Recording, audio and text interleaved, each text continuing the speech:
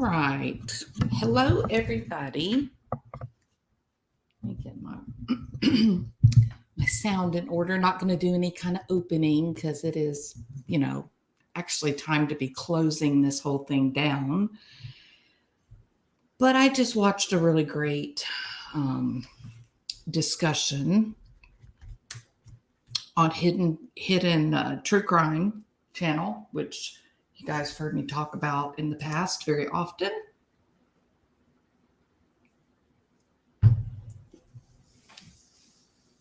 Her so the lady, the channel's run by a journalist. And her husband is a forensic forensic psychologist with an impeccable vita, and his history and his current job. His area of expertise is forensics. I believe his bio says that he is a certified expert for federal cases. So, he knows his stuff. Dr. John, right? Okay. I don't know them. So if I call him Dr. John, it's not because I know him. It's just that's what they call him on the channel. So, he's trained. He went to school at Princeton, right? He knows what he's talking about. So when a Princeton trained, I guess that's where he got his PhD from.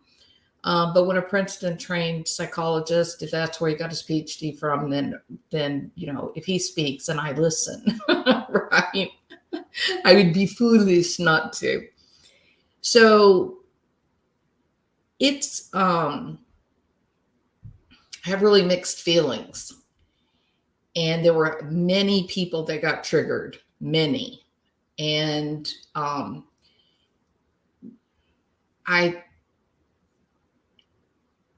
there were a few things specifically that I was really struggling with. And I'm really exploring, my own bias. And even as I kind of go through the information in a way that is really, really questioning, I can't get to the position that I heard him take. Now, I completely agree. See, that's what makes this such an interesting case to talk about, because on the one hand, I don't think there's a single person that would be willing to say that either Amber Heard or Johnny Depp is a healthy, mentally stable, emotionally stable, and secure person. I think everybody recognizes that both of those people, their histories are quite full of stories, including official arrests, documented violence for Amber and for Johnny Depp. So Johnny Depp got in trouble, getting in fights in bars. Amber Heard was arrested for beating up her wife in a public location. Not beating up. She hit her on her arm, and then she grabbed her. And the police saw this happen, and they instantly arrested Amber. And the wife refused to speak. She wouldn't tell them that she was hurt. The wife has made statements about the violence in her marriage, and that it was a really unhealthy marriage, and it was a really good thing to get away from Amber Heard. Um, and then there's this book that I have not read by uh, Jennifer Lawrence, Baby on Dirty Dancing, a book that she wrote where she was in a relationship with Johnny Depp. I think they said that maybe they were engaged. They did get a puppy together, but I think they said they were engaged. And it was that Jennifer Lawrence said that Johnny Depp was paranoid, and this was like during 21 Jump Street. This was when he was a kid. That he was paranoid. He was getting in fights at the bar. And I'm going to say something, that a certain sector of the population will be horrified at what I'm about to say. But I've grown up in a part of the country where 20-year-old males tend to go to the bar and get into fights. That doesn't mean every one of them, not by a long shot. But, testosterone is raging. They're young. They're, physically fit and trying to figure out what it means to be a man. And, they go and they act out those power dynamics, kind of in an over dramatized way. And unfortunately, now we're seeing females do that more in our society. I wish they weren't. I wish the violence was getting less, but it's not. And now, instead of just going to the bar and beating each other up, now many of those young 20-something-year-old men are carrying, handguns. So it's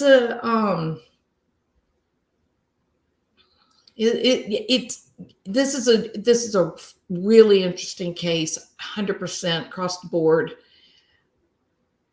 You're not going to get access to all of the data. You're not going to get the protocols that show the validity scores, and you just can't get access to that. And so in a case like this where there's so much happening, there won't be anyone that's right or wrong, not even a Princeton educated psychologist. But I think what bothers me, and I appreciate what hidden true crime, I appreciate what they were putting out. The goal of the video, I suppose, that Johnny Depp is not a saint. He's not a saint. He doesn't come into this with a lily white clean reputation. He's flawed. He has active addiction, newspaper reportings, bad behavior of all kinds, developmentally, insecure attachment. His family, he grew up in a violent home where the power dynamics were demonstrated. And frankly, this was something that I waited for Dr. John to comment on, and he didn't. And I thought that was interesting. But so Johnny Depp in the home from the time he was a small kid, his primary caretaker or his constant was his sister. And the mother was not only physically assaulting everyone in the home, but she never missed an opportunity to belittle, to even her children, her husband, her children, all of them, call them names, made fun of them. She was obviously a very maladjusted woman who acted out her misery on her family. And the power dynamics that were demonstrated for Johnny Depp was a female who is very powerful, very abusive, that you stand and you accept the humiliation and the demeaning put downs. And the man's role is to stand and take it, to accept it. Johnny Depp tells stories about getting in between his mother and his dad to protect his father, who would not lift a hand to his mother. He was a punching bag. Now let's think about what that teaches a little boy, right? So I do think, I'm a behaviorist. I do agree that there's some psychodynamic forces that we may not fully appreciate the energy that they exert in our day-to-day life from moment to moment. I appreciate that. I do. I know that's there. But I also know that if I'm careful and I have a plan and I have considered a contingency, I can teach a cat how to sit or lay down before I'll put her food out. So behaviorally, I am a believer, with the acknowledgement that there is some psychodynamic force in all operating below the surface in all of us. I am a firm believer that we are each who we are because of the sum total of all of the behaviors, all of the things that we have ever been exposed to or engaged in. There's either a reward contingency that is going to increase the likelihood of us repeating a behavior in the future, whether it's something directly experienced or whether it's just a vicarious learning type of situation. The exposure is either going to be rewarded or punished. There's either going to, or there'll be an extinction. So it's either something is going to happen that's either going to increase the likelihood that you're going to repeat that behavior sometime again in the future, or something's going to happen that's going to decrease the likelihood of you doing that behavior or thinking that thought or having that type of opinion sometime in the future. And I believe that my whole heart and soul. If it works, if I can make a 1,200-pound animal come to my truck when I drive into the pasture, and when I get out of the truck and walk over to the barn and get the food out, and the horse keeps his head right beside my shoulder with no rope on, no halter, nothing, it's because I have convinced that 1,200-pound animal that it's better for him to stay near me because good things happen, rather than for him to leave because bad things happen, right? So if you can do that with a horse, why wouldn't you be able to have that type of direct influence on a human being? So as Johnny Depp, as a little boy, is observing his mother raging, yelling, belittling, calling ugly names, and then pummeling with fists his father, who stands and doesn't move. He doesn't protect himself. He just stands there and is a punching bag for this angry female. What is Johnny Depp learning?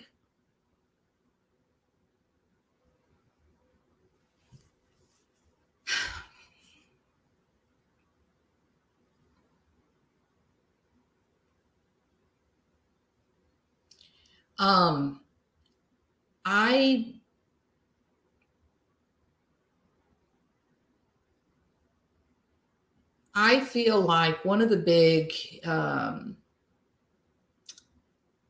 I think one of the big factors for me was listening to the audio.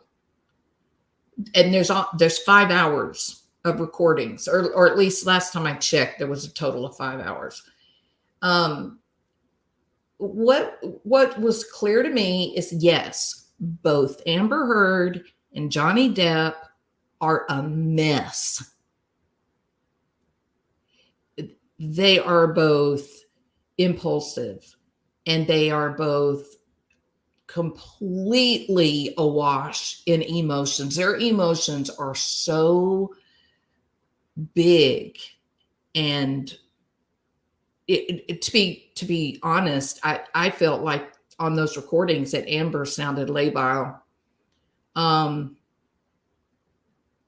But here's why I kind of discounted that, because I felt like it was more manipulative than being something that, just emotional reactivity. I mean, she's clearly, emotional reactivity is there, but I did think the rapid change from, oh baby, we just need to talk about it, we just need to have a normal fight, why can't we fight? I used to be able to fight and you wouldn't mind. I thought that was such a bizarre conversation to listen to. That this woman's primary complaint, this woman who's claiming she's the victim of domestic assault, her primary complaint is that Johnny Depp won't fight with her.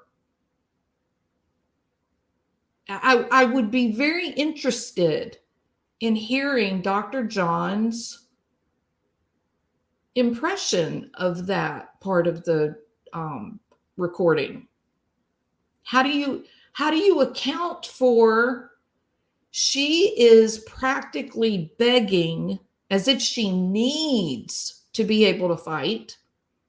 She is practically begging for an opportunity to have a fight, while he is demanding to set boundaries. He is saying to her, I told you, if you hit me, I'm leaving. Explain that, Dr. John.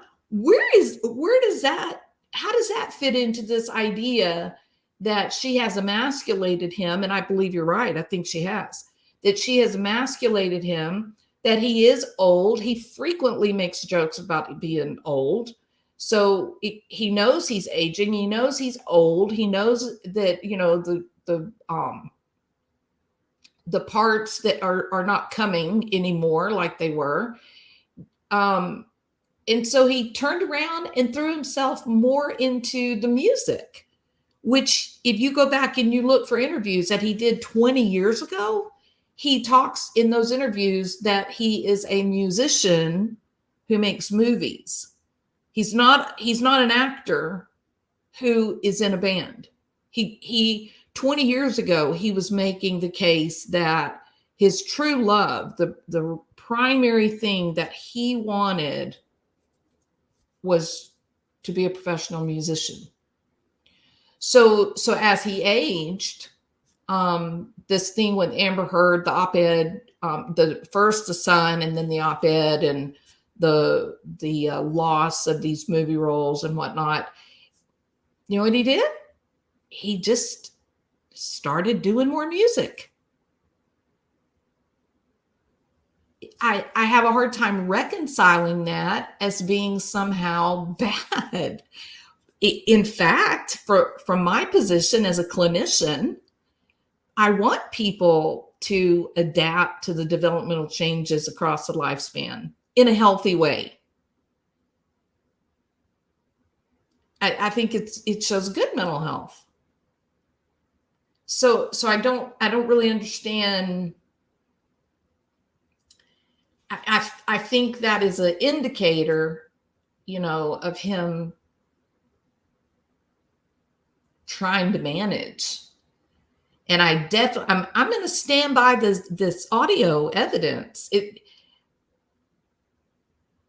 I can't listen to Johnny Depp's words and believe him. And I can't listen to Amber Heard's words and believe her, because it's such a volatile situation. And historically, there is evidence that both of them have been highly manipulative, impulsive, a frequent drug and alcohol use. Amber Heard drinks 2 bottles of wine every night. I don't even know what that's like, because I wouldn't get halfway through the first bottle and I would be vomiting. I have no idea how bad that would be. But that's what they said. And the psychologist said that both of her parents were heroin addicts.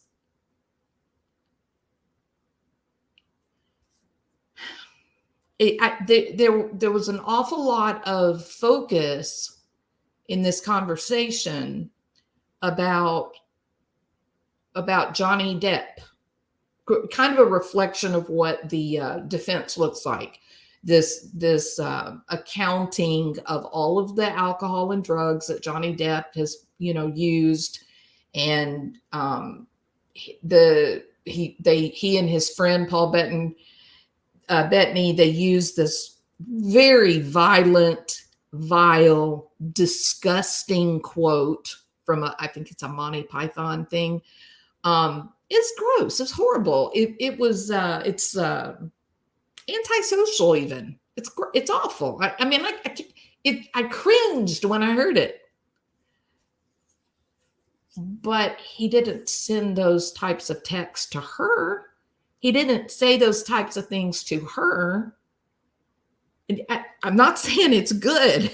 Please don't get me wrong. It's cringy and freaky and upsetting. Yeah.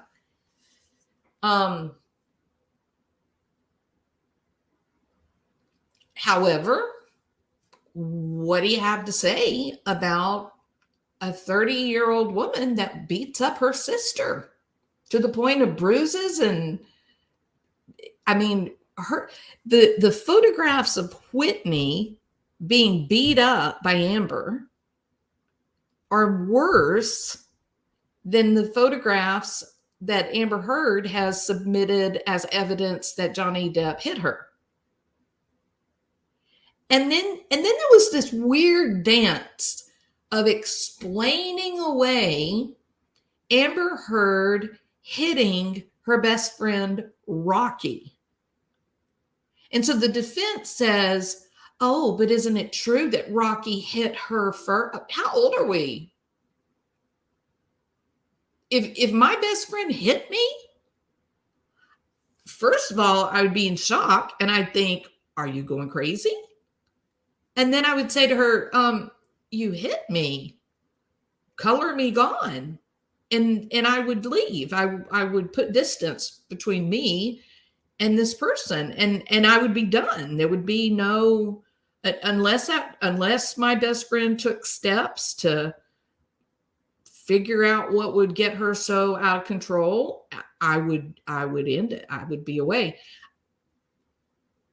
How in the world would you just, depending on if Amber told you a story, who hit who first?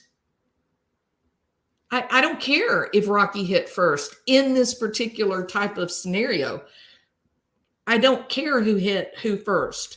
That rule is not there in the training for assessment and evaluation. You're not trained to go and look for a history of violence, but it's not violence if somebody hit you first. We got to qualify what violence is. No way in hell. Violence is violence, period. So if you do not, here I think is where a lot of people are seeing things differently, I think. I don't think you can listen to his words. I don't think you can listen to her words. I think you have to go with what is verifiable. And maybe what's verifiable is that the story they're telling conforms to dates and information that's been provided by third parties. And in that case, how many people have come out and said, she hit him? And that was discounted.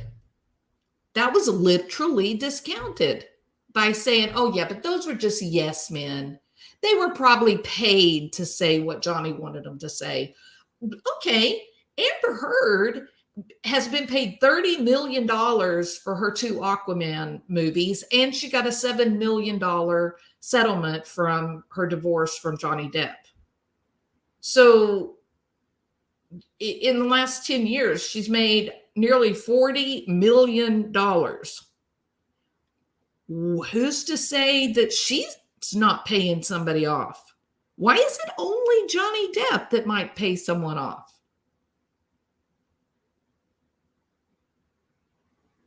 There are now photographs of the crime scene in Australia. You know, the one where the finger got, well, the finger, part of the finger simply disappeared, and magically the bones were crushed. Now, how he can cut his finger off and crush the bone, I don't know. But there is a recording. There is a recording that you can hear in the background. Amber Heard saying, did I do this to the whole floor? She totally takes it. When you listen to the recording, it sounds like she's in shock at how much damage that she created. She told this story on the stand about how she couldn't get a foothold because there was so much glass on the floor and her feet were not able to get a foothold. Y'all remember that? But they submitted photographs yesterday. There's not very much glass on the floor. Now, one piece is too much for me. I don't want to get cut. But that's not what she said on the stand. She said that the floor was covered with broken glass from all the windows that Johnny Depp broke, from all the bottles that Johnny Depp broke, from all the cups that Johnny Depp broke. She painted this picture of this really frightening, chaotic, destructive environment. But then they could show the photographs.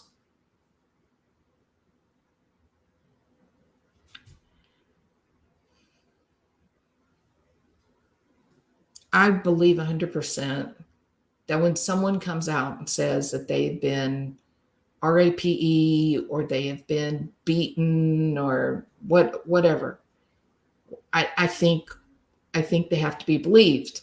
And what does that look like? I think it looks like getting them to safety, securing the situation so that no one gets hurt, but bringing the authorities into the picture to ensure that people continue to be safe, and filing charges after an investigation where those charges are warranted. And I don't care if it's a man. I don't care if it's a woman. What I care about is who's the poor fool standing there getting shit beat out of them. That's what I care about.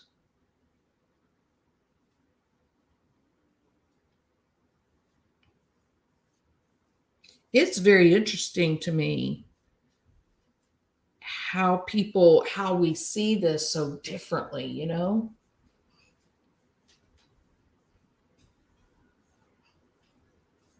It could also be some projection. It could also, because there was this comment, there was a statement which I like. I don't think it's anything, about I can't remember exactly, but something like that, it was Johnny Depp's responsibility to keep things under control, right? These are my words, meaning when tempers flare, when there's disagreement or whatnot, he's the bigger, stronger one, I suppose. And so maybe he's older. He's supposed to be a little bit more in control, right? And that it was, ultimately whether this thing got out of hand or manageable should have been up to him. And I would say that a lot of people would agree with that, but I don't. I think that Amber was just as responsible for keeping things under control, meaning no physical violence, as Johnny Depp was. I think they were both equally responsible for themselves. And when I get back to this expectation for healthy human interaction, even in disagreement, I think that we have to be responsible for ourselves. We have to be willing to set some boundaries and not be willing to cross them, no matter how uncomfortable we get, no matter how offended we are, no matter how sad or upset, how much we disagree with someone. It's up to us to establish some boundaries and then refuse to violate those boundaries. And when I think about it in those terms, and then I remember the audio tapes, we only hear one person trying to set a boundary. We only hear one person trying very hard to control the situation. And it didn't happen once. I'm not talking about one obscure, oh, I'm going to leave. If you start fighting, I'm going to leave. In fact, this idea of setting boundaries, this idea of establishing limits was so uncomfortable for Amber Heard that becomes part of the fight against Johnny, is that he is refusing to argue with her. He is refusing to stick around to get hit on. And she belittles him because he's trying to set boundaries. She says to him, oh, I'm 115. I've never been able to knock you off your feet. What? Are you trying?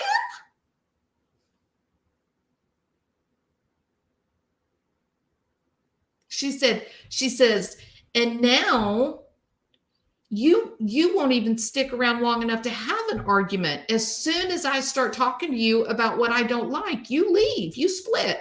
You know what his response was? He said, yeah, because if you argue, you hit. And I'm not going to do that. I'm not going to be here for that. He says it. I'm not educated at Princeton, but I think that sounds fairly rational, right? I think it is a good thing to set boundaries, especially when there's violence.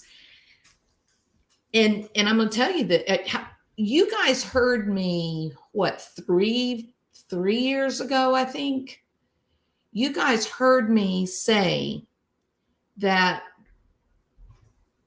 people die when you stay too long. Y'all remember that? That when there is infidelity and the marriage is breaking down, and people, it's clear that the love bond has been stifled or gone extinct, whichever, that there are couples where one person refuses to leave, refuses to abandon the marriage for under no circumstances can you abandon the marriage. And then the net result from that kind of thinking is that you've got two people or more, if there's children, God forbid, living in this hellfire zone. You've got two people who are combatant, that they're inside enemy lines. They're living in an arena of battle.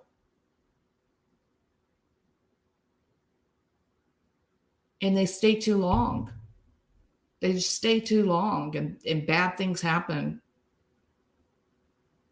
I think that's what happened in the Chris Watts situation. They stayed too long. I think Shanann wouldn't give up. That there was absolutely no room for conversation of divorce. Zero. And I think he was limited in his ability to generate potential solutions. I think he lacked the ability to even begin to know how to stand up for himself. So he handled it the only way he could figure out how to do it. Make the problem disappear. So I think Amber didn't want to give up. She said that in her testimony. She kept going. They would have these huge, horrific fights, both of them demonstrating very bad behavior. And then they'd come back together. Here's another point that I think is very important. We know that in the case of abuse, the abuser isolates the victim. They isolate them. They interfere with relationships. They break up friendships. They try to distance the victim from the family. Anybody that could potentially be a safe haven. That becomes necessary if you want your gaslighting to be effective, right?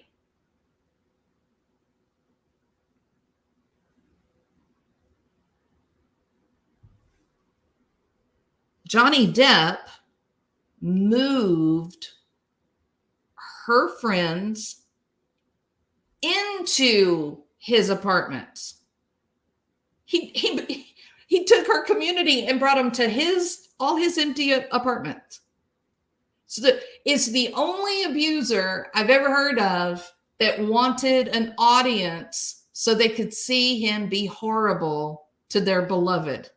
It just doesn't make sense.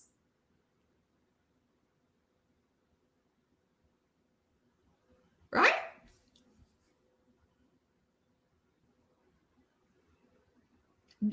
I believe there was violence from both parties.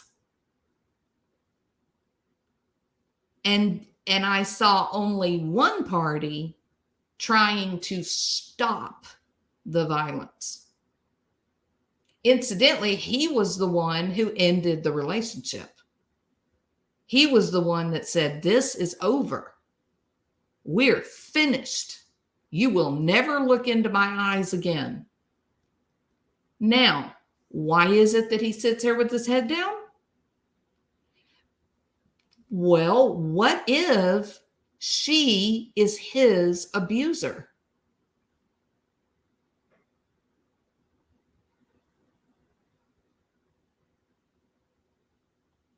Hey, Yvette. Did y'all notice the picture? Did y'all notice the picture of the bottle she picked out as the bottle he used? Maker's Mark, a Kentucky bourbon. I think she's messing with his mind. He was born in Kentucky.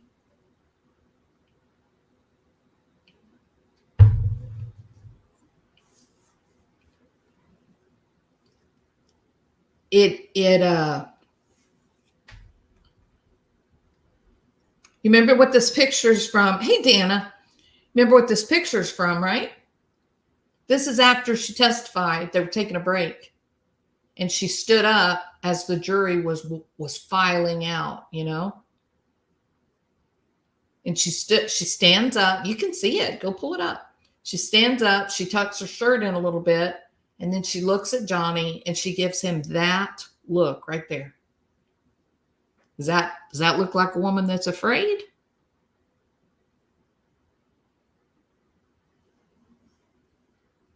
Or does that look like a contender? Hey, Gretchen, 100%. My stepdaughter had reactive attachment disorder. That turns into bipolar. Most men do not report. All I have to say is gone girl. You know, Gretchen, I'm not going to disagree with you. And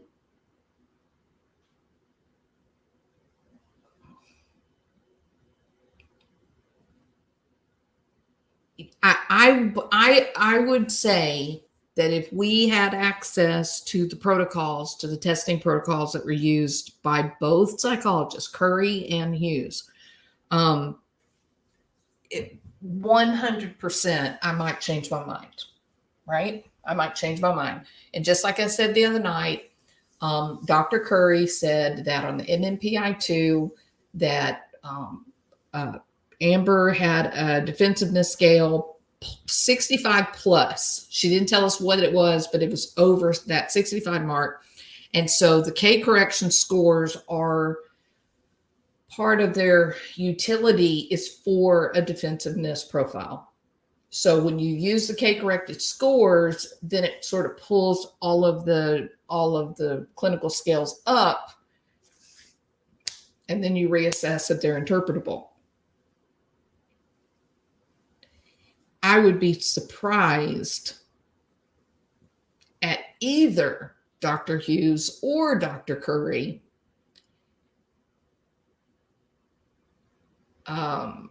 lying about test results. I mean, that's the kind of thing you can lose your license for, right? I don't believe either one of them did that.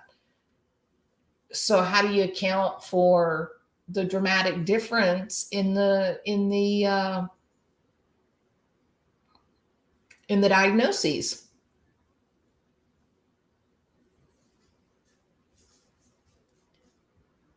It's a trip. It does not make sense. I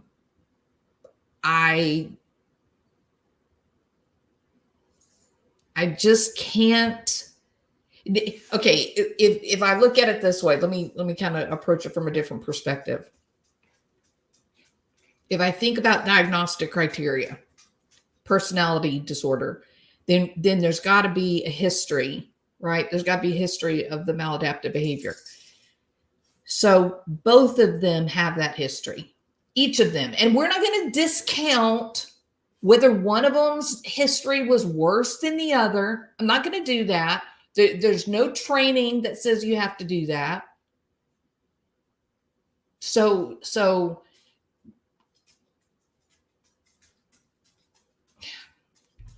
think about this way. Well, I'm changing. Hold on. Let me stay with this. So there's an established history of maladaptive behavior for both, right? So let's look at drug and alcohol abuse, intoxication, addiction, alcoholism. Both of them have it. Both have it. You have text directly from Amber Heard. There is a recording where you hear Amber Heard talking to the doctor, and she says, well, he's been using cocaine.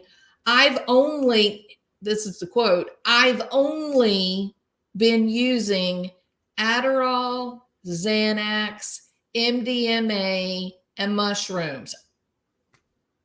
Oh, that's all, Amber. Really?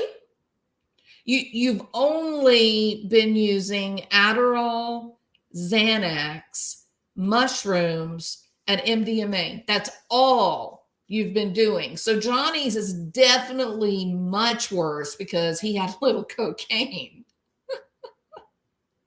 No.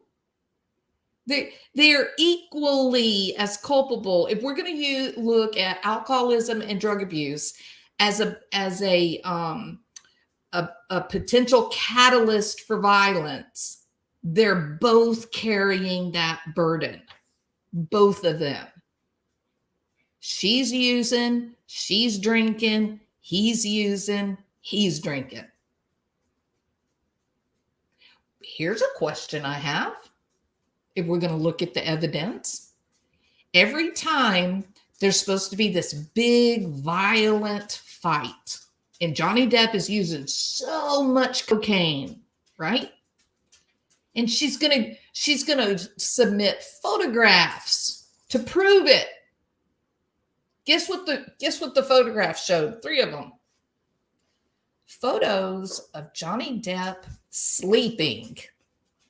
That's right. Sleeping. Wait a minute. I thought we were talking about cocaine and violence, aggression. So why are we submitting photographs of Johnny Depp asleep? Why are we going to do that? Do you see my point? It just doesn't. The disconnect is enormous. Yeah, exactly, Gretchen.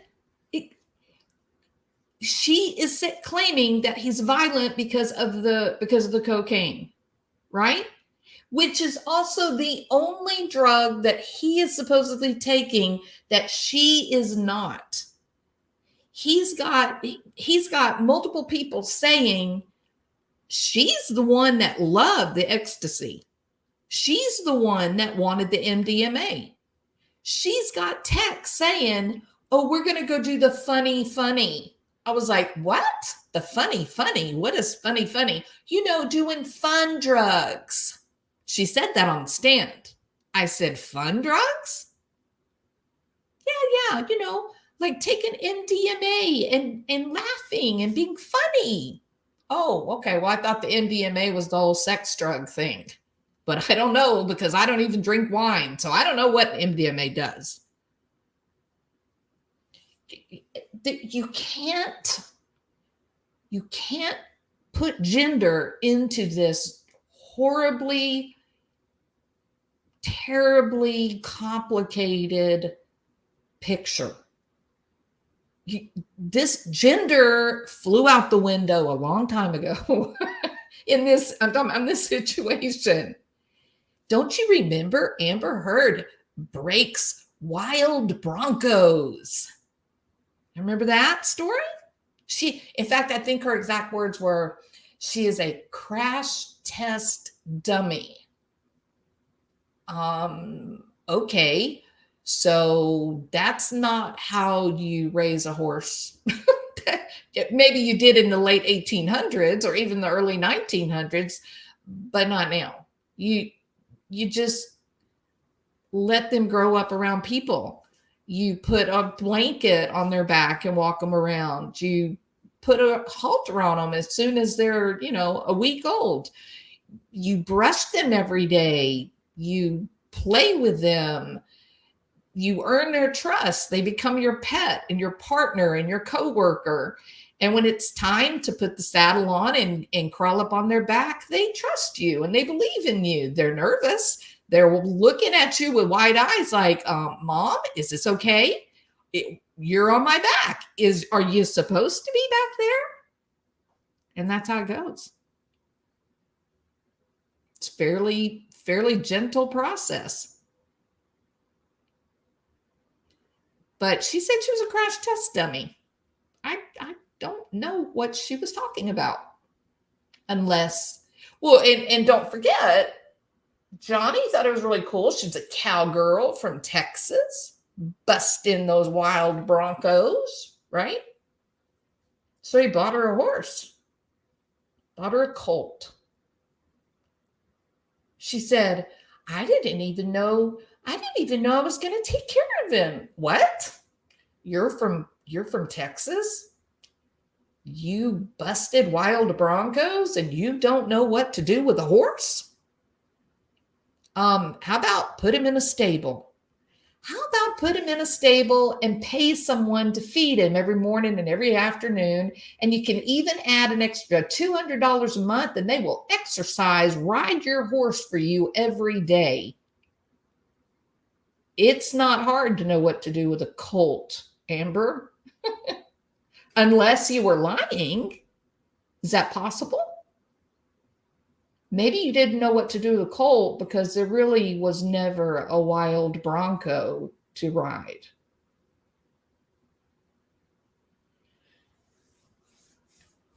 It's a hey, here's another aspect of this thing that's makes it difficult. A person who has been the victim of violence, especially domestic, if there's an outcry, you want to believe them. You have to believe them. You have to make the environment safe for the outcry. You have to take steps to protect them, to get the services in place that they're going to require for healing. But you have to bring the authorities in, because it is the authorities who are the finder of fault. They're the ones that are going to come in and determine if there's been a crime.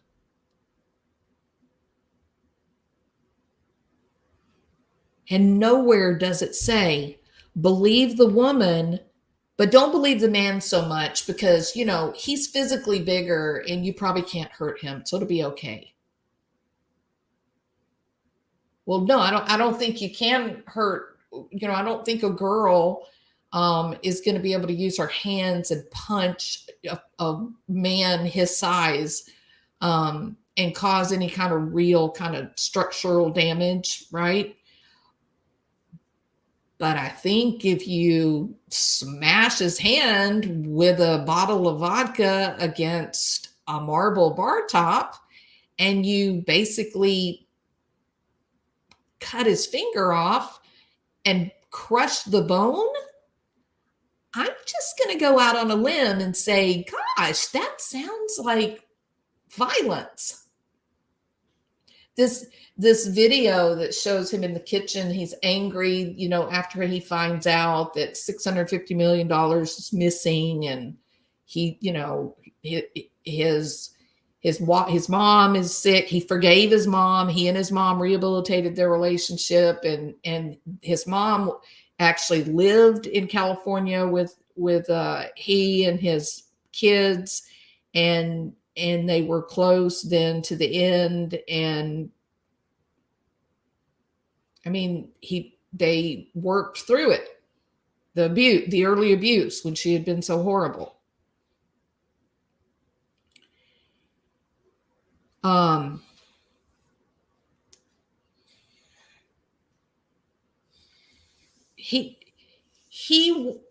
She said that he flew her parents, her sister, her best friends. Notice I said S, plural. He flew them to the Bahamas Island just to hang out. He flew them over to England. They went to Paris. This is an abuser that has a really strange MO. But most abusers isolate their victim. Johnny Depp seems to be surrounding her with family and friends. That seems a little strange to me. So I asked myself, what would be the motivation for this so-called abuser to spend the cash, spend the money, bringing family and friends to surround them? Was it to protect him? Was it done in the hopes that she would be able to be more calm and more grounded? Is that why he did it?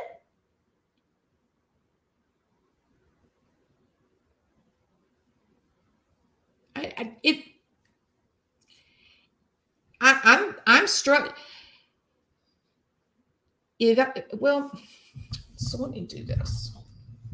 And I normally wouldn't do this, but I'm willing to do it because these diagnoses were put out on the stand by a licensed psychologist. Hold on, let me see this one. What is that?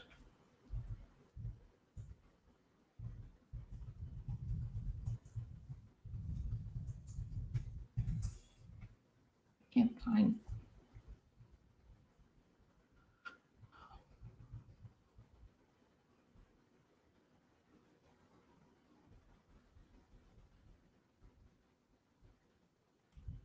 I couldn't find this clip. Hold on, I'm looking.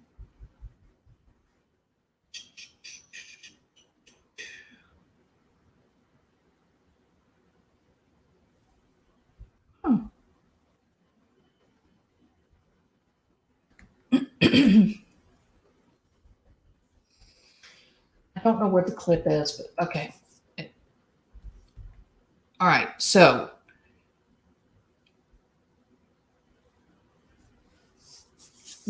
there's a licensed psychologist on the stand testifying about Amber Heard after an evaluation, and I'm going to tell you this 100% straight up. I would have totally demanded that Johnny Depp have a psych eval. If we're going to do Amber, I think they should have done Johnny, 100%. Now, so if I'm just gonna like describe, how do I want to do this? I want to do this in the right way.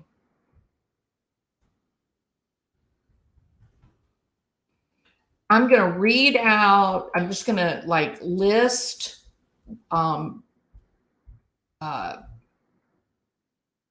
behavior.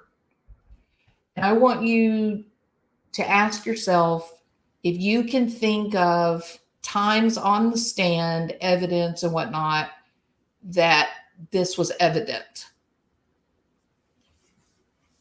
Being uncomfortable unless they were not the center of attention. In other words, doing actions to try to make people look at them or notice them. That would include things like dressing in a very provocative manner, maybe being overly seductive, flirting in a way that made other people in the room uncomfortable, being labile, emotions that seem to just trigger from nowhere. One minute you're gentle, nurturing, Johnny, we can work this out. We just got to work it out. It'll be okay, Johnny. And frankly, I'm tired of talking about Toronto and I'm not going to talk about Toronto anymore. Okay, that's would be, where did the whole oh baby go? Right? Acting dramatically, demonstrating like exaggeration in your facial expressions, so much exaggeration in your facial expressions that when others are watching, they think, wow, that doesn't look sincere at all. Did y'all see the deposition from England? I think she was on mushrooms. Constantly seeking approval, constantly wanting reassurance, being very sensitive to criticism, getting triggered if somebody shows disapproval, demonstrating like a very low level of tolerance for frustration, or, and here's a big one, what about getting bored very quickly, needing to change activities fairly quickly, And some people will call that, oh, that's my ADHD.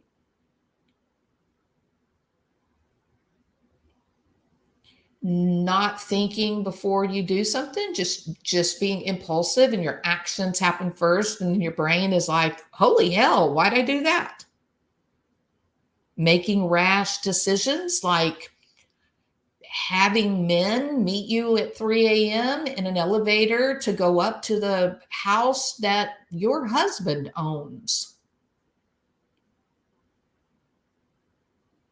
Not demonstrating any type of concern or even awareness of other people's feelings or needs. Having a history of shallow, frequent relationships, meaning nothing is really permanent. It's just one relationship after another. And they look overly dramatic, and they look overly profound, and then they end as quickly as it got started. Remember when we were talking about like the need for attention and being willing to even do some rather bizarre things, as long as that could get attention back on you, just desperately needing attention. That would include, threatening suicide. Does that sound like anybody that we've been learning about? How about somebody that is just like this, has this really terrifying reaction to the idea of being abandoned? How about panic? You can hear actual panic on the recording as Johnny Depp is saying, I have to leave. You hit me. I'm leaving. Does that sound like she's afraid of abandonment?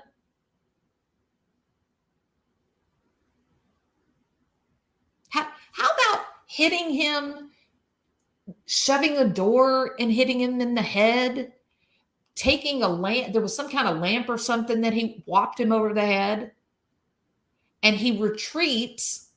He goes into the bedroom, lays down. He's exhausted. You can hear the recording going. And she comes in there, and she performs some sort of sexual act. And he says, really, you're going to do this? She makes no response, but then it's clear that there's movement, and he says, what a waste. This is such a waste. Immediately, as soon as the noises end,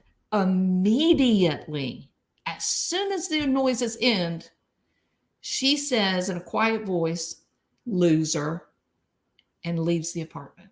Now, he's just sat there and begged her and pleaded with her to leave because she hit him, and she refused. She only agreed to leave once she did whatever she did to him. Those are some fairly disturbing behaviors.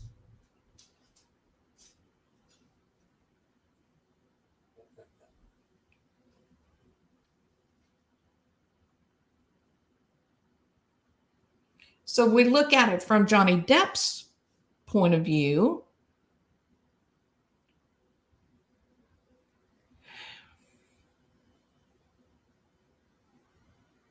He and his friends sent those really awful, nasty, the violent imagery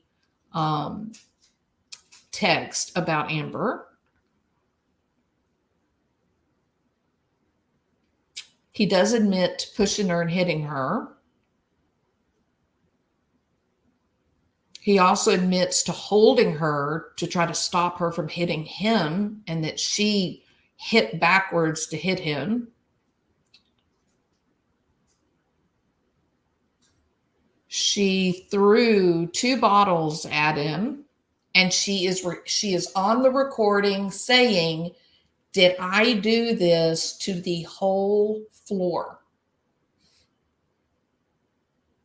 And she's crying and she's saying, I didn't mean to hurt him.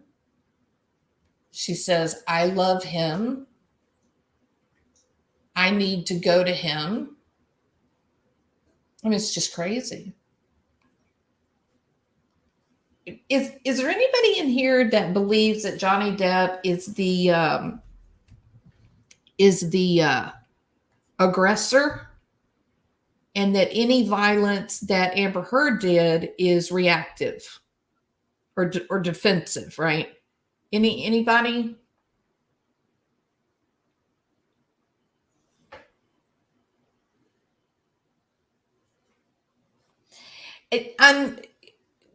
Yeah, so I'm not gonna. I don't know about that sassy investigator. I mean, Emily D. Baker, and Legal Bites, Scott Reich. Those would be the channels that could have this conversation if those vile text messages between Johnny Depp and his friend, if they ever should have ever even been admitted as evidence. Thank you, Fractured Fairy Tale. Thank you so much. You are a sweetheart, and I appreciate your support. You're really very, very generous. I appreciate it. And I love Glinda. And Toto too. Okay. Now then. So I don't want to make a statement on whether or not the text should have been admitted. I thought it was strange, but it's pretty shocking. Okay. They're pretty rough image, visual imagery. However, it's a quote from a movie that they both love. The exchange between the two of them was a script from the movie. And everybody recognized it when it was said. Everybody in the chat was going, "Oh my God, that's a movie," right? So they were playing. I mean, he's angry, but again, isn't it healthy to use humor? What would it feel like? Let me just ask you guys this. Hold on a second. What would it feel like if you were moving your husband or your wife's friends in to the empty penthouse next door? You were spending nearly $2 million a month on this wife that you had acquired. You got her a movie role, a good part in a movie, Aquaman. And your security calls you and says, yeah, I'm sorry, Mr. Depp, but I think we have a problem. He says, well, what is that? And they say, well, Miss Heard is having nighttime visitors. And there's video.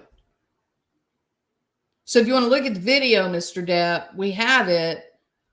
But what do? Do we let these people come into your house?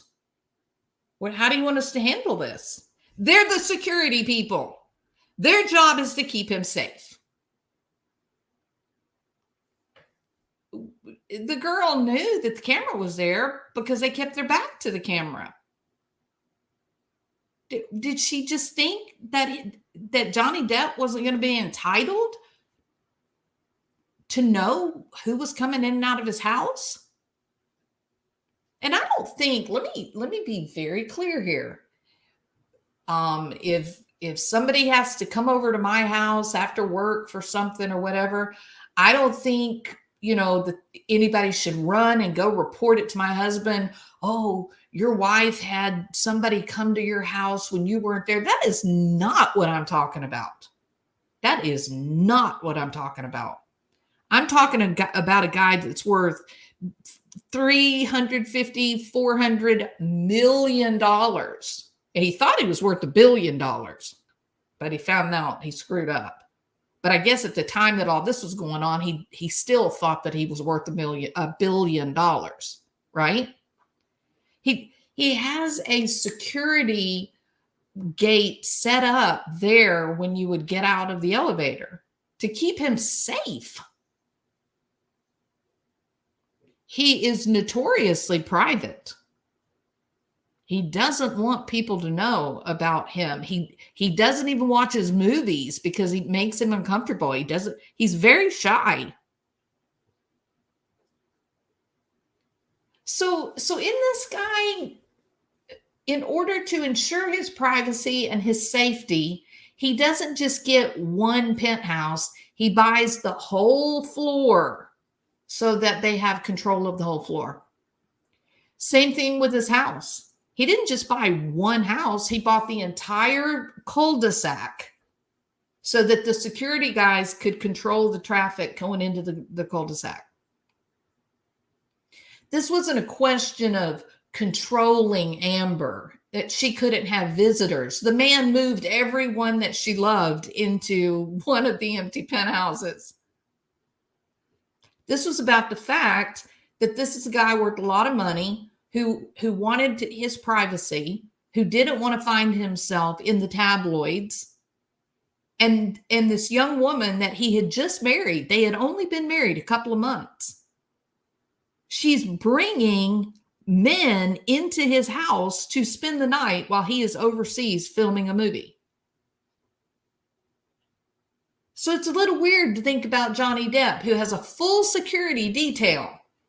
It's a little weird to think about Johnny Depp walking into his multi-million-dollar penthouse and going, something's weird. Something is different. There's a pair of men's shoes and they're not my size. Wonder what that could mean. No, this is a guy who was trying to create an environment where he could have some level of, feeling of normality.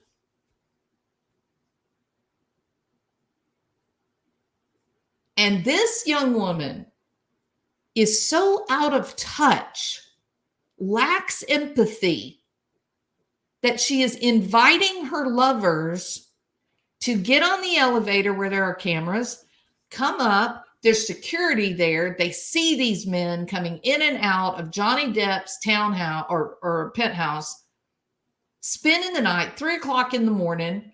One of the nurses in her notes said that she went up there to tend to Amber, and Amber was there with a high-profile man. Well, I wonder if it was Elon Musk or James Franco. Who was it? Does this sound like something that if you were Amber Heard, you might consider as being hurtful to your husband? You might be crossing a line that abusive man that beats you and is so awful to you, it scares the shit out of you, that when he's over in Europe filming, you're bringing men up at 3 a.m. to do illicit drugs. Are you scared you're going to get beat up when he finds out? I'm having a very difficult time seeing the dynamic.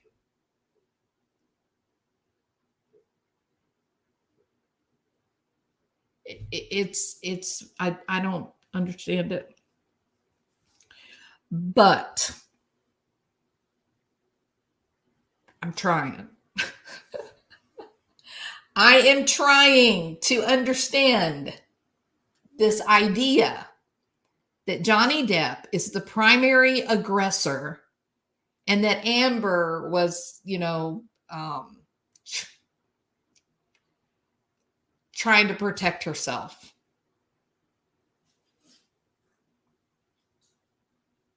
I can't see it. How many friends? Here's another question. How many friends did Amber Heard lose? And I mean these were women that were high profile. One was a big name attorney. Um, she was in a business venture with two of them. And as soon as the audio was released, as soon as her friends heard the audio, they called Amber and they said, "You lied." And they broke off the friendship. They dissolved the business, they left. The attorney completely severed ties with her. Why?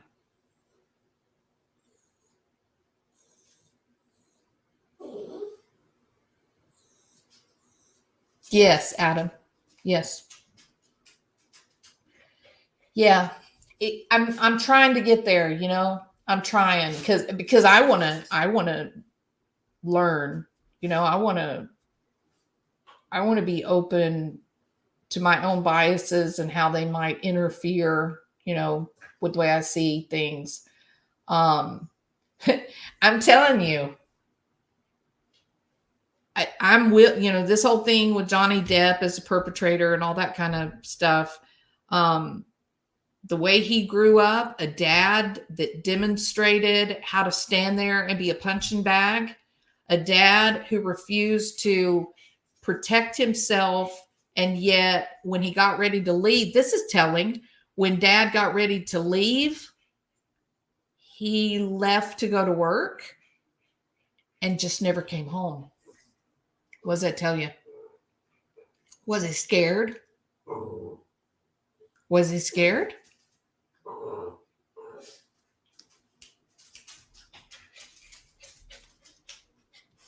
So if Johnny Depp's dad demonstrated to him when he was a young boy, demonstrated to him that his role with an angry woman in the room is to stand and accept whatever she needed to do, wouldn't it make sense that he'd probably do that or at least try it?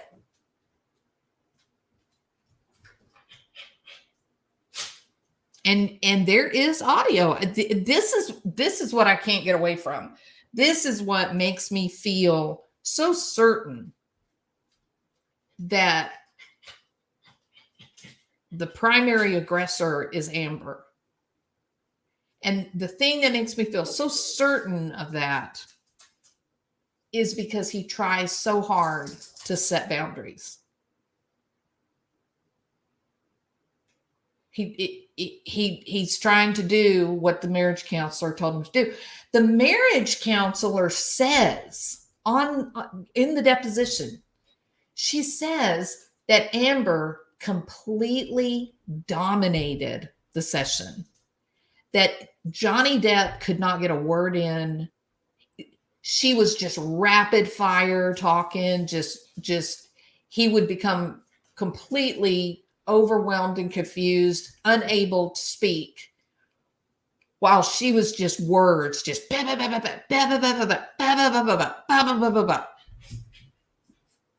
we've seen that. We've seen the way she talks on the stand. And that therapist said that Johnny Depp was a thoughtful person, that when he was formulating his answers, he was very careful. It takes him a long time to decide how he wants to say what he wants to say.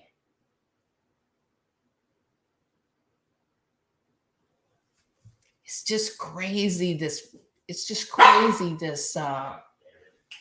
kitty dog, come here.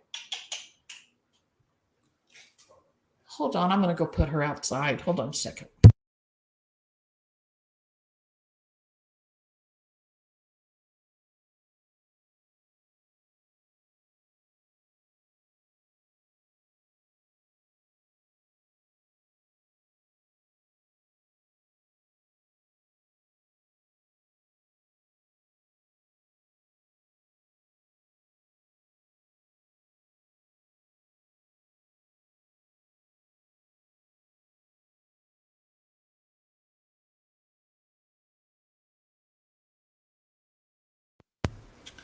Okay, sorry about that.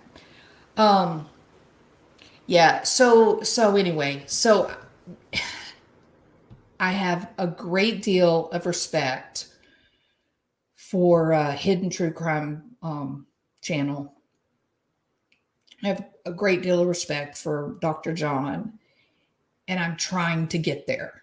You know what I mean? I'm trying to figure it out. It is so strange, Teresa. There's a lot of strangeness about it. Um, Dr. Kipper, Dr. Kipper said that Amber was guilty. That's his words. He said that her crying, the way she was acting, that Amber was experiencing a lot of guilt.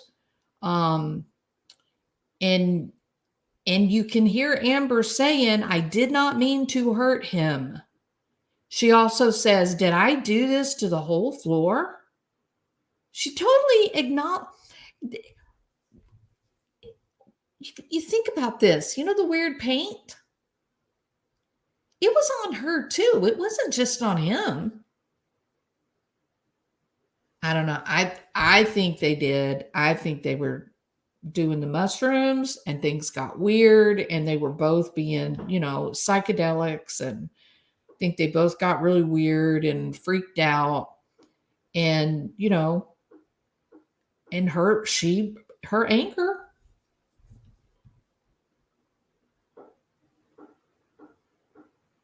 I don't buy this bullshit that she said, no, Johnny, absolutely not. I'm not going to use any drugs, Johnny. Let me go make us some food, some spinach. That's that. She went to Coachella, for God's sake. She pooped on his bed. She smeared feces on the bed. Does that sound like somebody fearful? I'm fairly certain if there's a man who's beating you, if you have the audacity to poop on his side of the bed, you might get a beating. It's just a guess.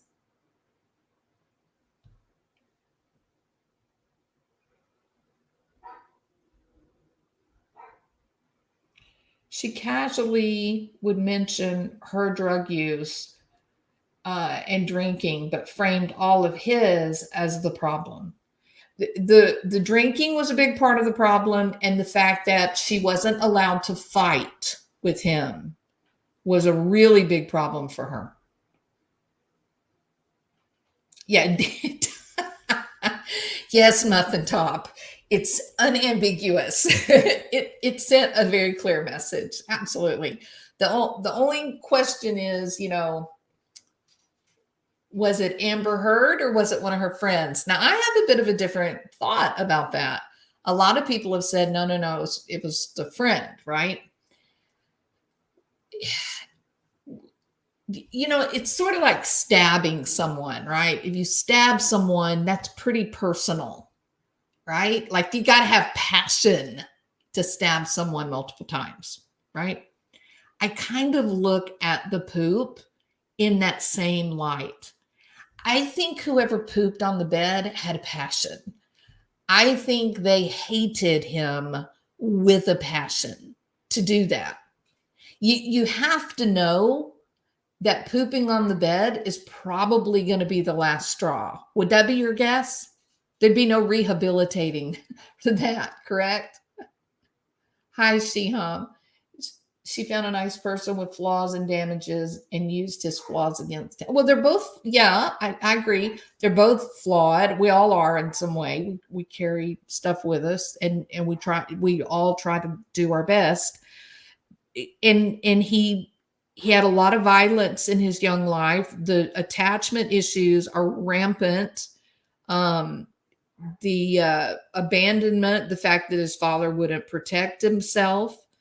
But he was attached to his sister. He and his sister are very, very close.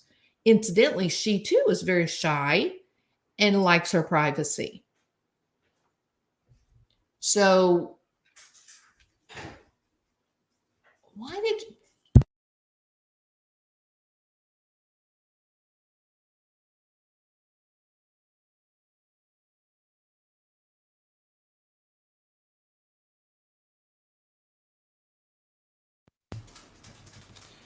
Yeah, T, please looking at that picture, and remember that picture is taken during a break as the jury is leaving the courtroom, and she is looking directly at Johnny Depp. And we kind of played a game this afternoon, name, like, what is she thinking? And it was all things like gotcha and, choke on it. And, I hadn't even gotten started yet. I mean, just about everybody, their comment indicated that this is a contender. This is a person in battle.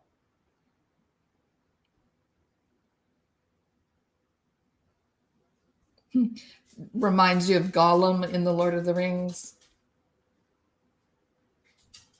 Fecal phobia. Yeah, Amber Heard's attorney said that Amber has fecal phobia, and she also used a makeup palette that had not been invented yet. I mean, it does sound like there's a lot of trouble on Amber Heard's side with telling the truth.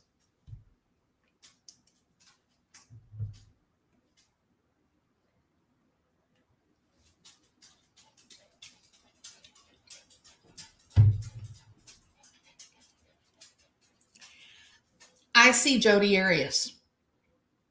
Yeah, I see Jodi Arias. That would be interesting too. That's another question too. That would be very interesting to know what. That would be interesting to know what people's opinions are about Travis Alexander and Jodi Arias. Was Travis Alexander the primary aggressor? What was Travis an abused man, or was he the primary aggressor?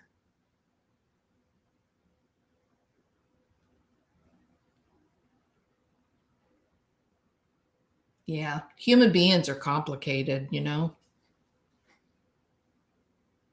We do weird things. All right. Oh, yeah, absolutely, Gretchen. I agree. Yeah. It's just so interesting. And let me say this, okay? It's so interesting that you can have people look at exactly the same story, exactly the same information, and see something so dramatically different. But you have to recognize we see things like we do based on the sum total of our own experiences, right? Men are probably more likely to look at Johnny Depp as, he was weak in the relationship. He should have done better. He should have worked harder so that she wouldn't get upset. That thought actually is horrifying for me. I mean, why would you accept saying that Amber should have worked harder to make sure that Johnny didn't get upset? Of course not. We're all responsible for our own emotions. And like I said, don't stay too long. If the relationship is dead and there's animosity, then get out of a dangerous situation. Don't stay and let that animosity turn into just abject hate. It's when people get hurt. Borderlines or people with borderline personality disorder get jealous of the very people who give them love. Absolutely. I agree completely. Yep. Jodi presented Travis like a sexual tryst, really. No man seems to respect women like that. We have no court next week. We have to wait a week. Well, I think it's good. We need a timeout, right? We need a timeout because I saw a lot of people get really upset tonight at the idea that maybe we're looking at this all wrong. That maybe Amber is a victim and Johnny Depp is the aggressor, the abuser.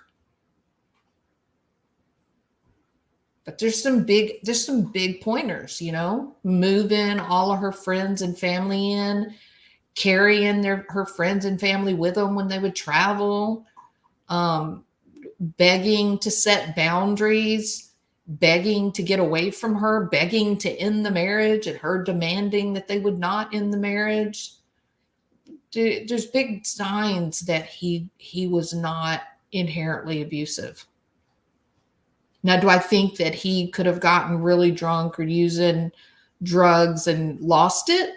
Well, yes. I mean, it's part of the reason why you don't use substances, right? Keep your wits about you.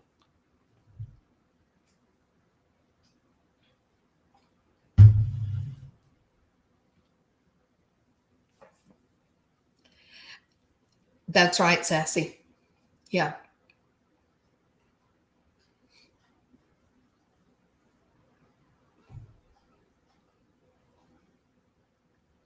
Yeah, that's what I think, Jackie.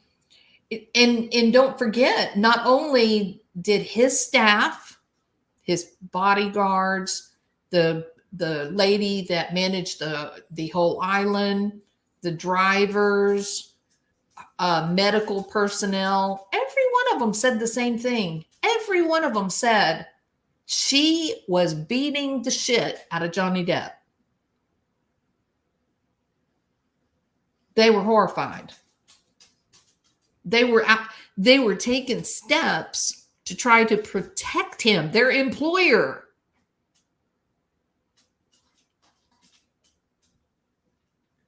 And remember, this was a woman that had made $30 million.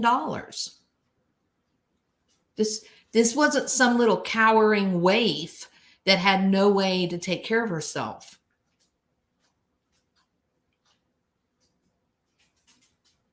His children refused to be around her. Lily Rose, his daughter, went on national television and said she treated my dad horribly. What about that? What about the fact that she brings up, out of the blue, brings up his kids in the courtroom while she's on the stand and calls them weirdos? That's a quote. What about the fact that she says she was so worried that Johnny was smoking weed with his young daughter? She just thought it was just too young. Nobody said that. There was no evidence of that. There's never been any gossip about that. This was something that was just dreamed out of Amber Heard's brain.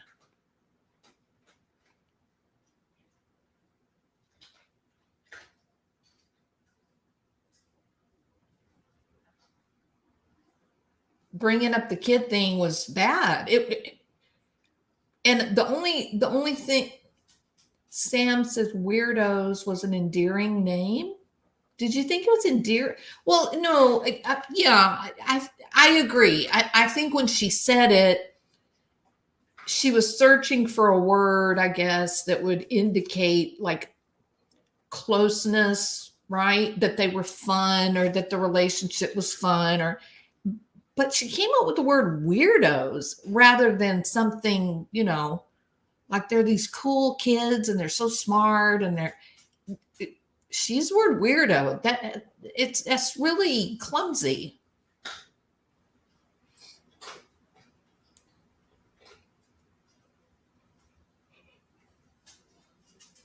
Yeah, I think they were. And I think the security guard that he fired, I think he admitted to that. He was the main security guard that night when the big fight happened. And she actually ended up getting 2 good punches with her fist.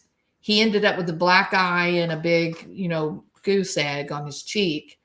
And he said, it was my fault because I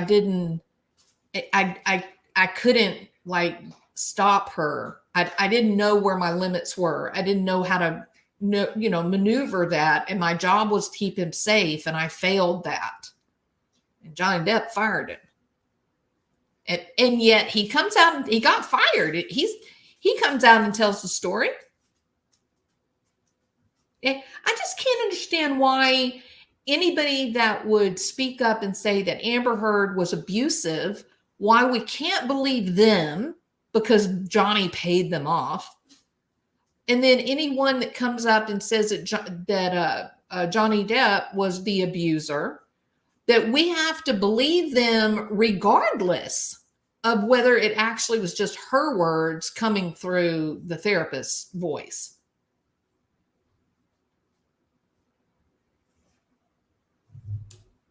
What was it, Tia?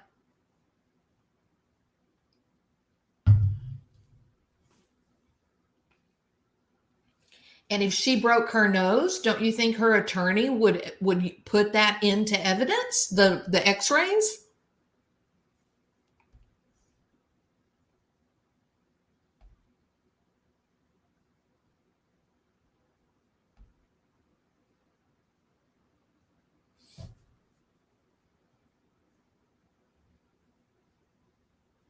When did that happen, Mystic Firefly?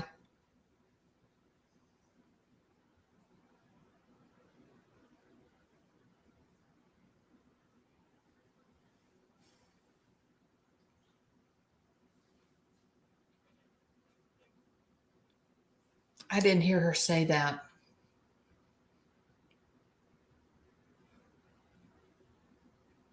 Oh, yeah, Pearl. That you would put red nail polish on a tissue and act like that was your nose was bleeding, or your lip was bleeding.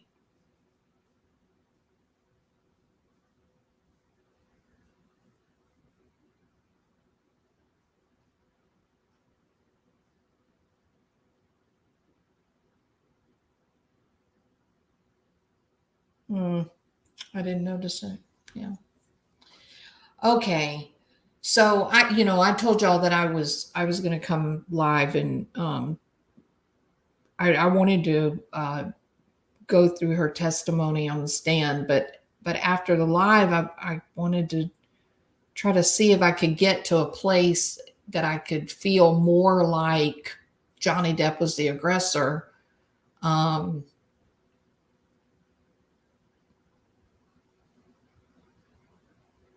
I don't think he's an angel.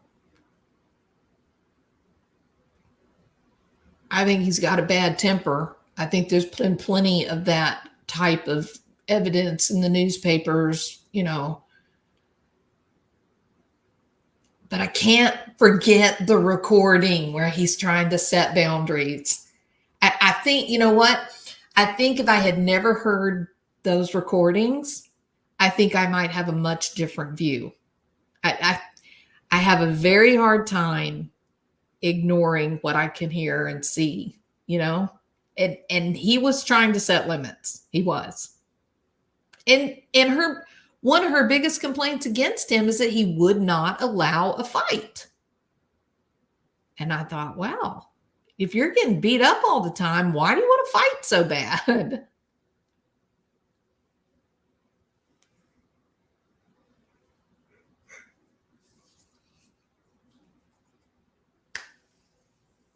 I don't know. It is a hell of a tale, that is for sure.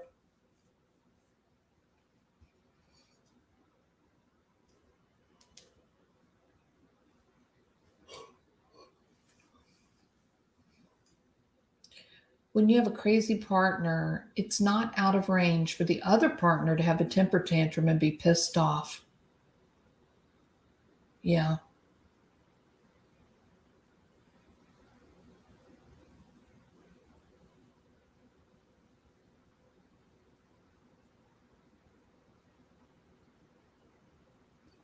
This is a defamation case. She is proving Johnny's case for him.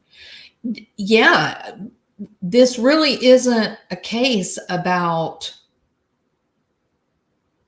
This isn't really a case about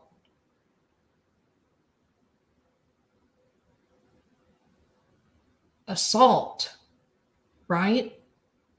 That's not really what this is about. This is about, did she intentionally make a statement knowing that what she was saying was not true at the time that she said it, right?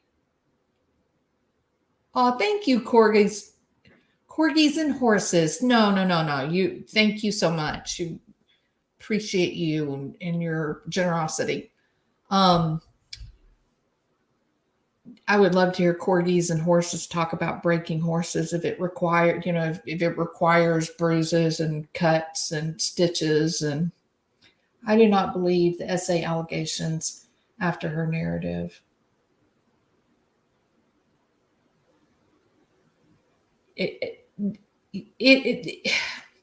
Look, she was mad because he ended the relationship. She was mad because Johnny Depp was divorcing Amber Heard, and that was going to take, she was going to take a huge, huge hit on her career. I think her career is more important to her than being married. I think when she married him, that was a career move. You know what I mean? If you're a young actress, being married to Johnny Depp is a really big step forward in your career. He knows a lot of people. He's got a lot of friends to help get her those roles, right? Case in point, she went from Friday Night Lights to Aquawoman. So, hold on.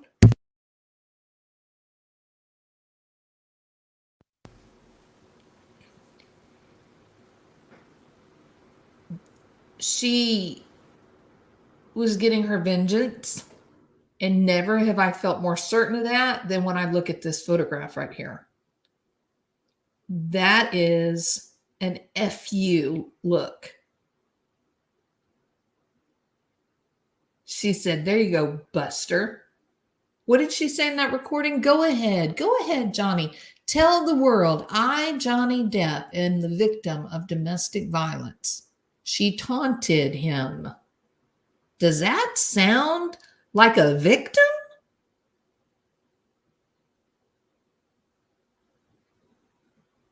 Hey, Yin Yang. Cross-examination, she may crumble big time. She may, I think she's going to get angry. I think she's going to lash out in anger.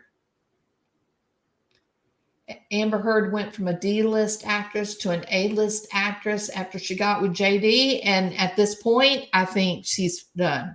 I think her career's over.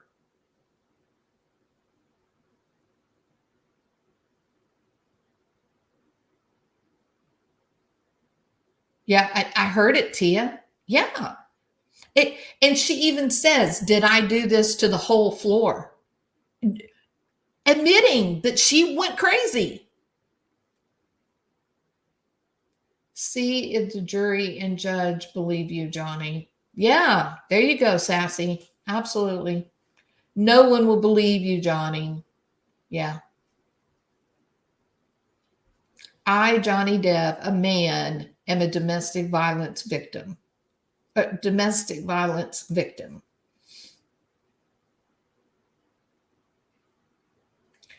If we can't enjoy ourselves, I'll go ahead and destroy us. That's actually a compulsion that many people that are diagnosed with borderline personality disorder, that is a compulsion that many of them experience. At the end of a relationship, they fight desperately to keep it all together, right? But if the relationship comes to an end, they will, I'm going to say often, really, maybe not all the time, but maybe 7 out of 10 times, they'll burn it down. They get more focused on vengeance. They get more focused on paying you back, and they just don't care what the costs are. They're willing to do whatever they have to do to hurt the person that ended the relationship. And this is sort of what this looks like to me, this case. It looks like to me that she was very unhappy with the $7 million settlement. I think that was a slap in the face to her. I think she was furious to only get $7 million, right? I think this was her way of putting it to him. And I don't think that she was anticipating that he was going to drag her into court. I think that came as a surprise.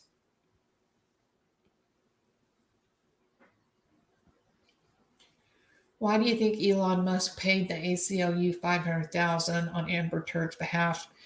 Well, I'm Elon Musk #1 fan. I was following Elon Musk with the whole SpaceX journey before SpaceX was a thing. I had gone to a shuttle launch, and we were out on the island. We were right there. Nothing was between us and the shuttle, just water. And so that really and truly one of the most profound moments of my life. It was really impressive. But anyway, me and my daughter went out to the shuttle launch and went to Disney World as a part of, the launch. And so we were there a couple of days early. We went to Disney World, and then the day of the launch came, and it got scratched like 3 different days because of weather. And finally it did launch. And we actually were sitting with a Apollo astronaut when it launched. So it was a very cool experience, met a lot of cool people. But on the way home, we ended up sitting next to a young woman, and turned out that she is an astronaut. And so she was very excited because my daughter had a book and she was reading about the program. And she asked my daughter, she said, "Oh my God, did you go to the launch?" And so immediately it struck up a conversation. And she was working on the moon project. I don't remember what she called it.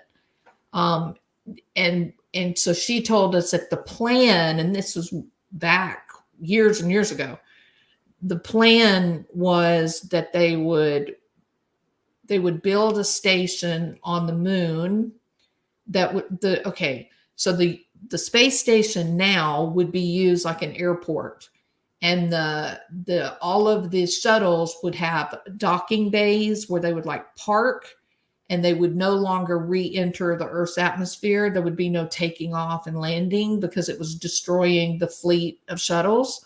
So they wanted one launch. Once they were in outer space, they would be parked at the International Space Station, and there's where they would stay. And then the shuttles would be used then to go to the moon to build a larger station that would have supplies and all that. And then they would build another space station. There'd be 2 more space stations that would be built in between the moon and Mars. And so they would leapfrog as they're going to Mars. That the astronauts would launch in a capsule, like the old Mercury and Apollo programs, that they would be launched on a rocket in a capsule that would go up, take them to the space station, and then re-enter the Earth's atmosphere. And then the astronauts would transfer to the shuttle. So she's telling us all this, and we were just amazed, and she was talking about her part in the project and what she was doing and whatnot. And that was when I knew about Elon Musk, because she's telling us this program, and I was just so amazed and thought, I wish I could go. That would be cool as hell. Of course, that wasn't realistic. I wasn't thinking that like it was really going to happen. I was just kind of daydreaming.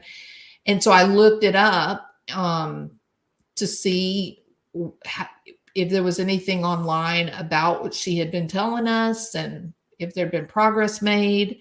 And that led to a discussion about this private rocket company. And that's how I discovered Elon Musk. And he was really a nobody at the time. So, I mean, I think that was even before, was that before that was before Barack Obama was elected.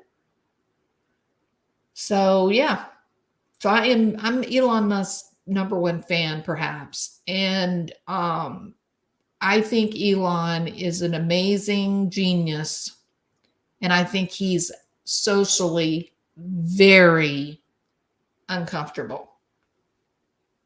So Amber Heard is absolutely charismatic, intelligent, in terms of being able to carry a conversation, quick-witted, all of those things that Elon Musk would be grateful for, right? In a relationship, he would be grateful to be spending time with someone that he didn't have to do any of the hard social work, that she would carry all of the talking and laughing and making jokes and schmoozing and flirting, and all he had to do was just sit there. Incidentally, there are photographs where he's with Amber and he has bruises on his face and his arm. And there's a lot of speculation that she was hitting him.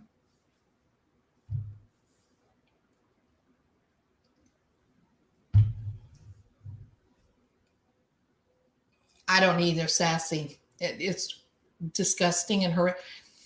And if you pay attention, Johnny Depp cried during that story.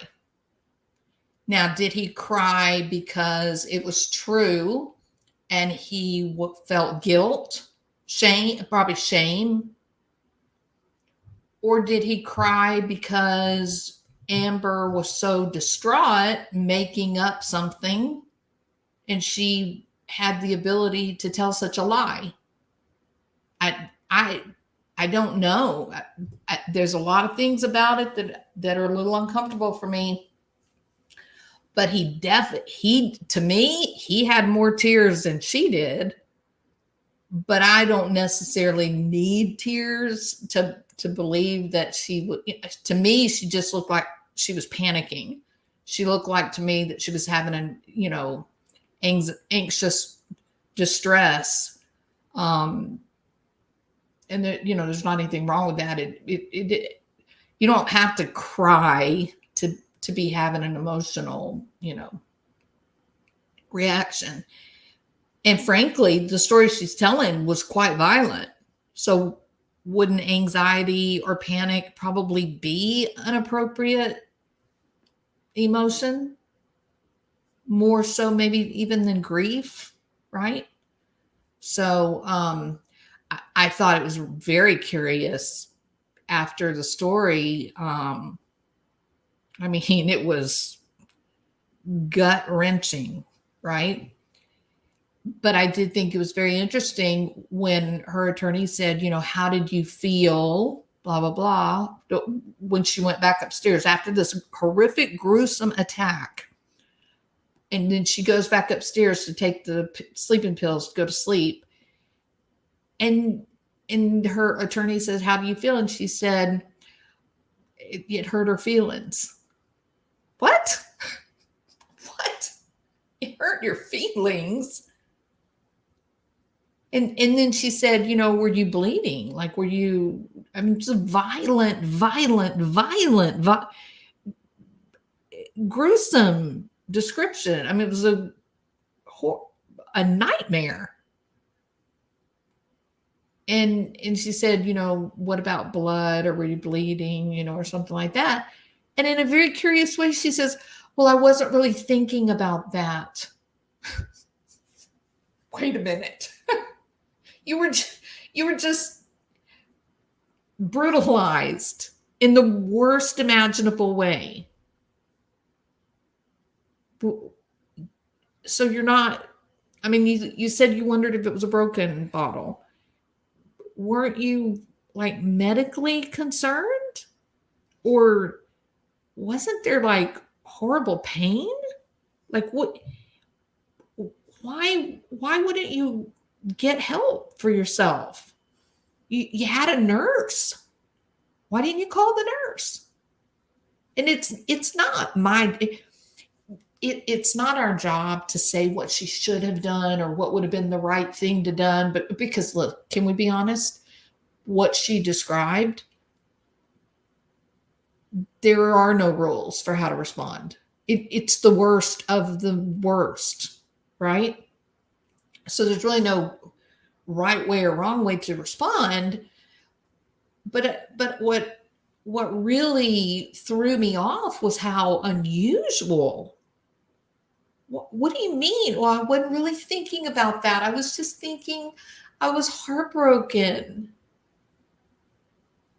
You were heartbroken? You supposedly had glass and cuts in your feet. And remember, she put her high heel shoes on.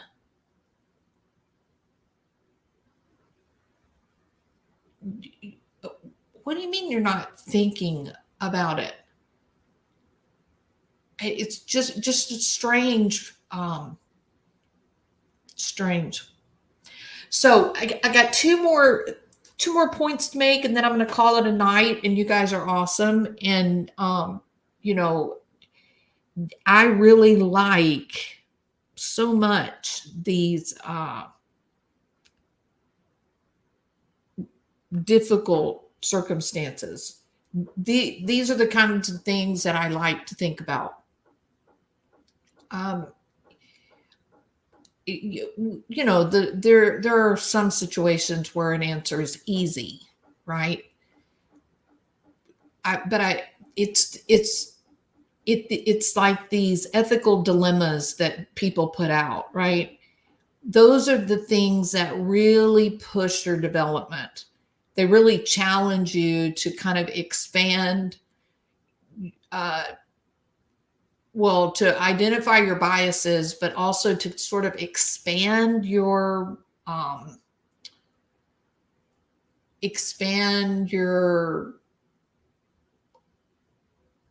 own kind of prejudices and consider your own projections, because it is that was one of the reasons why the Jodi Arias and Travis Alexander case became big. It was big. It was horrible. But when she accused Travis Alexander of being PEDO and RAPE, when she did that, it felt like he was being killed again. You know, she slaughtered him. She killed him 3 different ways. And if that wasn't enough, when it came time for her to account for what she had done, she tried to take this guy who had built up a remarkable life, as short as it was. He was really set up to have a really successful life. He was overcoming a very difficult early childhood background, and he was performing at a rapid pace at his job. He had so many friends. People really loved him, looked up to him, admired him. And to go into that courtroom and have her tell the world that he was a PEDO and that he RAPE her, she was killing him again. She was killing his memory. And people were outraged. They were outraged. They were outraged in a way that was bigger than when she actually murdered him. It was like, Jesus, where is your empathy? It's one thing to get angry and kill a lover because you've been humiliated or there's rage or for whatever reason you thought you had. but then you languish in a jail for 18 months and you go to court and you're still going to go after him? Didn't he pay the highest price with his life? Right? So it became really personal for a lot of people, especially for people that domestic violence is sort of their political, football. You got to draw the line and not accept domestic violence, period. And so for me, I think with the Johnny Depp and Amber Heard case, I'm kind of having the same experience that was the Jodi Arias case. I'm having this experience of, you blew through $20 million, you brutalized him. Okay, maybe he brutalized you too. I'm not trying to, let's say that it was, bidirectional violence. They were both equally responsible for the violence. Okay. But then she wrote the op-ed, or wrote the Sun article. And after the Sun article, then the op-ed, she became the ACLU ambassador for domestic violence survivors. She beat him. I would be equally as outraged if Johnny Depp was to become the ACLU ambassador against domestic violence. If he had put an article in the newspaper about, how she victimized him and dominated him, I'd be like, you're Johnny Depp. You're the $1 billion man. Divorce her. You have an army of security guards. Don't let her in your house, right? I mean, I'd have the same kind of logical reaction to it. But I believe, and the ACLU lawyer said this, they knew that it was about Johnny Depp. And when they took out those references to the marriage, to her abuse, not this op-ed was about the abuse in childhood, because they said, take out the information about the abuse when she was married. Take it out. And you know what they said? Nobody's going to be interested. If you don't put the information in there about Johnny Depp, nobody's going to pick up the story. So guess what they did? They put it back in. There's his case, people. He wins.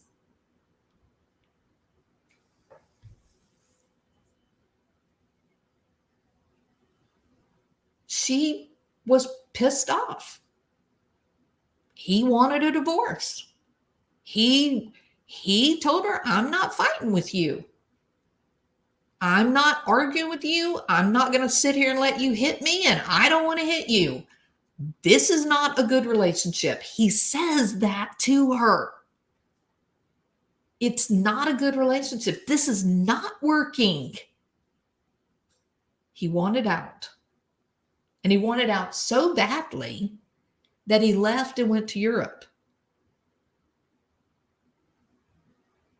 She took out a restraining order when he was in the air on the way to Europe. She knew that. She wasn't scared of him. Where did all of those paparazzi come from? They were at a police station. Why the hell would they walk outside of a police station and there'd be so many photographers there like it was a red carpet event? Where did they come from? Oh, Amber called them? Probably. The wedding. Johnny Depp told the story about how they went to such great lengths to hide it from the press. They didn't want any paparazzi getting photographs of this private, he's a private guy. He's shy. He doesn't like all this stuff, right? Or or call it paranoia, either, whatever you want to call it. He doesn't like all the attention. So he goes to great lengths to hide it. He tells the island guests to come on one day, and then 3 days later, they're going to be getting married and come. And during those 3 days, they were going to have pigs roasting in the ground and swimming and snorkeling and, you know, all the Bahamian things that one does when in Bahamas. And then they moved the wedding up. I said, oh, just kidding. That was just to hide it from the paparazzi. We're getting married tomorrow. And guess what showed up that morning? An airplane circling right over the island, around and around and around, taking videos and taking photographs. Johnny Depp was very disappointed. His position was, when I find out who leaked the information. You know who leaked it? It's not a far cry. So he made the break. He said this was a mistake. If I'm not good for you, you're not good for me. This ain't working. We done, right? And she was angry. Look at that face. Look at that face. It's been 6 years ago. Look at that face. She is still pissed off. And she got $7 million. I think the op-ed was designed to destroy his career, and it did. The op-ed came out. 3 days later, he lost roles. It all began to, it was gone. Everybody wants to act like, oh no, it's because he was drinking, and he'd been drinking. He's Johnny Depp. He'd been drinking. His whole career, there were paper articles about, you know, the Wild Child. Remember the Viper Room? Yeah, Johnny Depp owned it.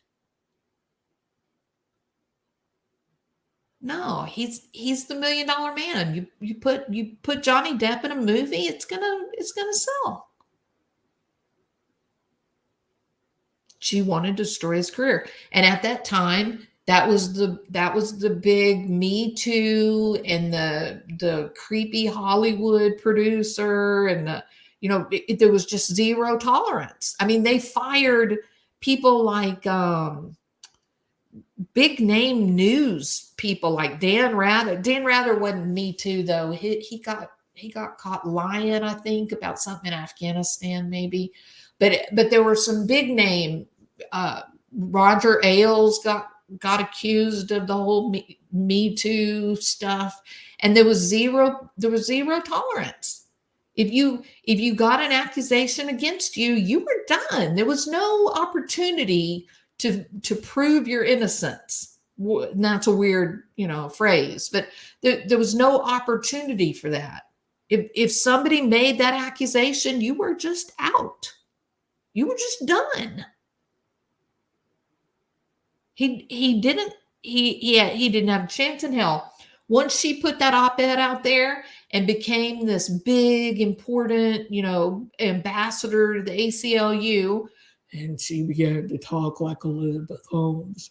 I'm Amber Heard, and I'm your representative. I'm a strong woman with an alto voice. Why did she do that? Why did she change the way she talks? Why did she? It's all a game. She's playing a part. She's not being a real human being. And frankly, with what's been come out about her childhood, she may not know who she is. She may not be always that. Let me ask you this. When you look at that picture right there, what does that remind you of? What? Fatal Attraction? Glenn Close? Bunny Boiler? She's playing a role. Single white female. How dare you cross me? I'm coming for you, Johnny. Right? And you're like, Amber, this is real life. You're not in a movie. This is the real deal. One day soon, this trial will come to an end, Amber. and there won't be any movies for you. There won't be any more roles. Right now you're playing. Right now you're like a little girl, you're playing a role. And the reality is that the real world is going to come knocking soon enough. Now she got money, or she earned money. We don't know if it was spent, but she did earn a lot, I don't know. I wish I could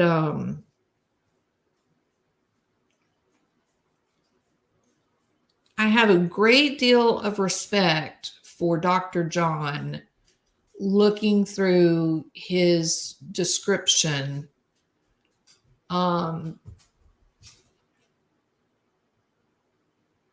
And so to listen to him and his interpretation is different. I mean, people are different, right? I mean, I can't see it through his eyes. I'm struggling to get to this idea that Johnny Depp was so abusive to her that she acted out, right? I really am trying to get there. And you may ask yourself, but why? Why don't you just go with what you know and, who cares? Well, because he's a Princeton educated psychologist, because he's a forensic psychologist. I'm a clinician, right? I'm a hospitalist, and, but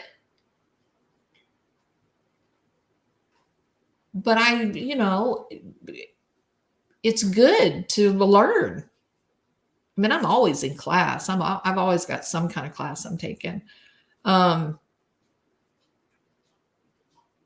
don't see what he sees. I don't see what he sees. I get what he's saying. I think in 9 situations out of 10, 100% right down the line. I mean, his view of Gabby Petito and Brian and the police officers during that traffic stop. I think I was the first one to come out and make a video going hard against the police officers. In fact, the chief of police even sent me a very strongly worded email. But then when I went back and I looked at Dr. John's video talking about that same situation, we were right on. We were completely parallel. We saw it the same way. I can't figure out how I can be so off base with this. And I assume I go with the assumption that his view of this is the right one, right? So going from that point of view, his perspective, that he is accurate, I can't get there. Isn't that weird? Lynn was in there with me tonight. I have been a domestic violence advocate. I've seen plenty of what you're describing. They do not know who they are, and they believe and live out their lies, and there's always someone to believe them. What do you think, Lynn?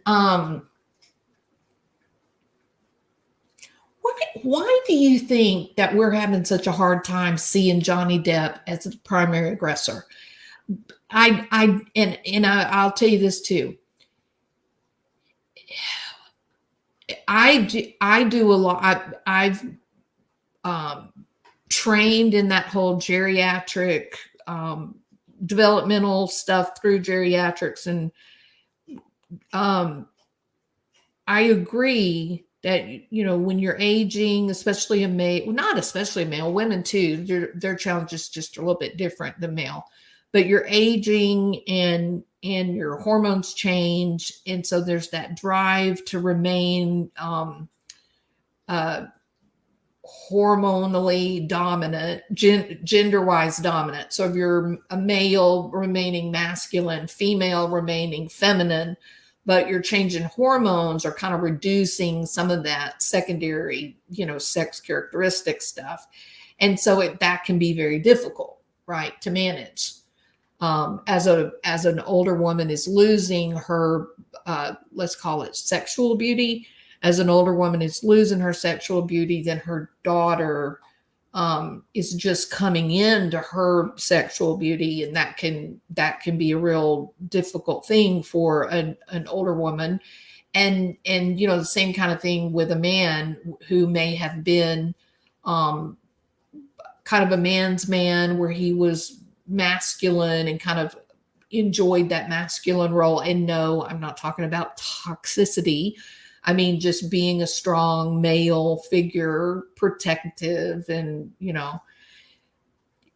so I do know I do understand this idea that, as Amber taunted Johnny Depp and called him a pussy and did all that he was emasculated, and that maybe he was emasculated and he snapped.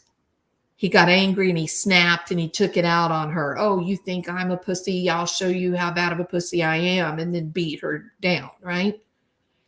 Well, first of all, there's no report anywhere and there were tons of people there in that area, right? All of the house help, all of the neighbors who were Amber's people. These were Amber's friends. These were Amber's family. No one said that that's what happened. No one even hinted that that's what happened.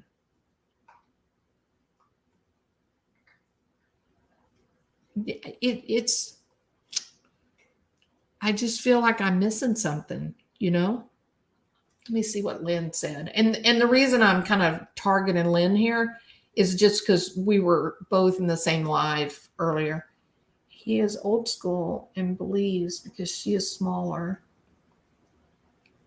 I cannot go. Oh, yeah. He scared me.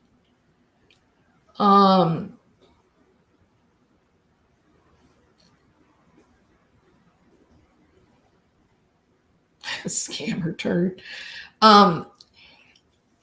It's so hard for me to see that. And when here's the other part of that, Lynn, listening to the audio, that's what I keep coming back to. And you know why I think that carries so much weight for me? Because I'm a clinician, right? Because I teach people to protect themselves, and I teach people to use different types and techniques of coping skills. I try to help people to develop a heuristic for making decisions in difficult situations. And to me, listening to the tape, Johnny Depp sounds like somebody has worked with him to teach him how to establish limits with Amber. He either read a book or the therapist. And again, the therapist is on the stand and she says, Amber Heard dominated Johnny Depp during the couples counseling. Dominated him. That was her word, I think. Dominated. And she even went on to say that when it was just she and Amber meeting, that Amber dominated, or she may have said monopolized the conversation, that Amber Heard is in control. If she's in a room, she's controlling it. This is no wilting wallflower. This is a powerful woman. Look at that face. No, she's tough lady. And he's not tough, right? Watch him try to do an interview. He can barely look and make eye contact with the audience. How many times have we heard him tell people, I don't watch my movies. He has watched the Pirates of the Caribbean movies. He doesn't want to watch them. He goes to premieres, keeps his head down. He says it's embarrassing. They make him very uncomfortable. That's not. He shies away from people. He doesn't do the whole, dinner at the best restaurant, being with all of the people that matter, getting his photograph taken. He bought an island where no one is there.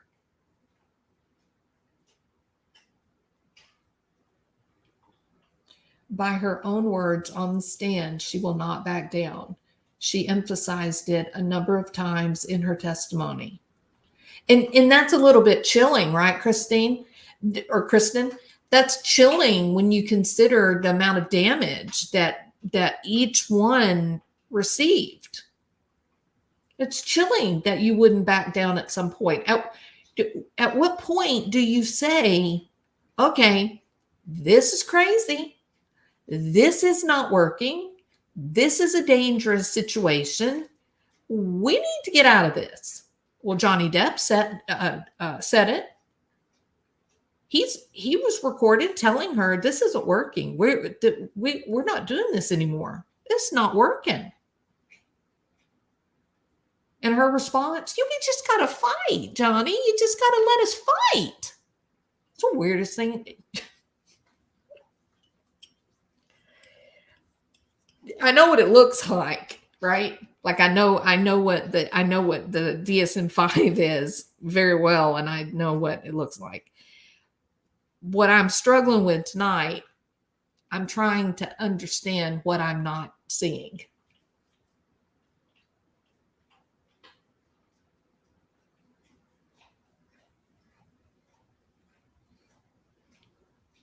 Okay.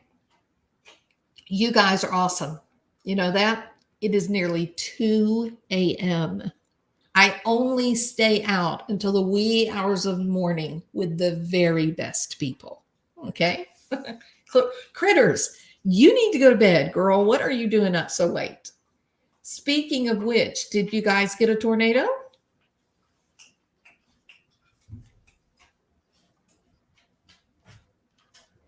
Did y'all get a tornado? Hey, Pearl Bubbles. 2 bottles a day, Pearl. 2 bottles a day. $500 a pop. 3 trees. You know what, critters? I am glad that everybody is safe. Haven't we had the craziest weather? These tornado outbreaks are just amazing. Really, really little, I am really glad that y'all are okay, critters. There was a really terrible tornado in Texas yesterday. Really did an awful lot of damage. Took the barks off of some trees. You were in your safe place for 30 minutes. It's terrifying, isn't it? Well, I am very glad that you guys are safe.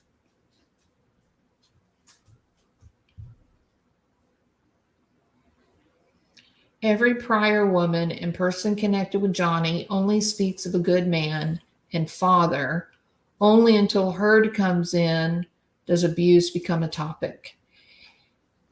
Yeah, so Zonderberg, I would agree. There have been many, many women and lots of men, his own children.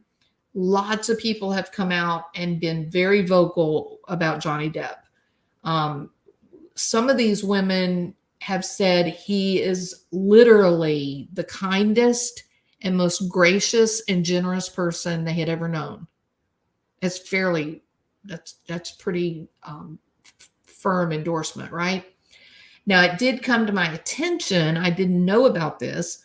It did come to my attention that apparently he had dated Jennifer Lawrence many, many years ago, even before Winona Ryder. He had dated her. She recently put out a book. And in the book, she says that he is paranoid. Now this was from like when he was like 19, 20 years old, right? So it's very long. And remember, 19, 20 years old, his mom had been beating on him, within about 5 years. So there was still probably some active trauma symptoms and stuff related, to mom. But said that he was paranoid, that he would go to the bars and get in fights. I don't know if I'm missing anything, but I did ask specifically in the book, does she say that Johnny Depp was violent? They said that in the book, she said that Johnny Depp was getting into fights with police officers, and that's a fairly important diagnostic point, to have somebody that would be willing to physically assault a police officer. That's a really that's one of those criterion that carries a great deal of power, weight. So, but so does smearing feces. Smearing feces is a really big clinical indicator that something is really, really not right. Right? Jackie, thank you so much. Thank you, thank you, thank you. You are very kind and very generous. And I absolutely enjoy, you being in the channel and talking and whatnot. So thank you so much. Yeah, Jennifer Lawrence. Nobody puts baby in a corner. Okay. So when he was young, all this was happening during 21 Jump Street, he got in fighting bars, and he got arrested for assaulting a police officer, I believe. And then I asked the question, did she put anything in the book that he ever hit Jennifer Lawrence, right? He was violent in the home. And she answered me specifically. She said, Jules, I thought they didn't say that. She never said that he hit her. And of course, I'm sure she would have put it in the book if it had happened, right? So, and not that like is a game changer, but I think it's important to ask. We do know that Amber Heard beat her own father, that she hit her mother, that she beat Whitney, her sister, black and blue, and there are photographs for that special event, that she was seen hitting her best friend. And then the attorney said, well, didn't Rocky hit her first? Like somehow that makes it better. I don't think it makes it better.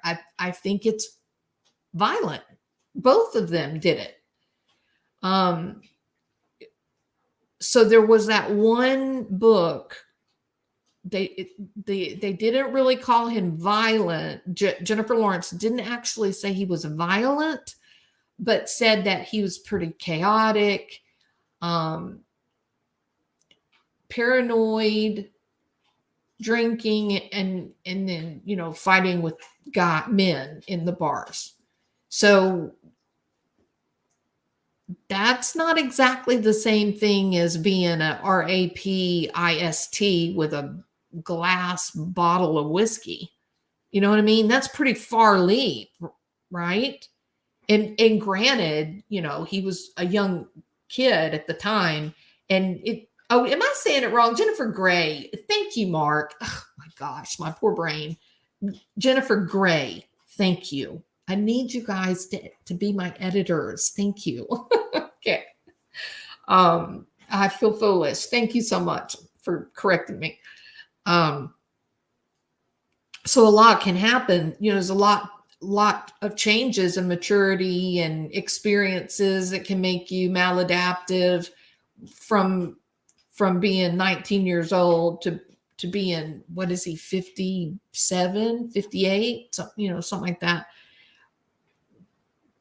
But in terms of violence against women, that is not what people say about Johnny Depp.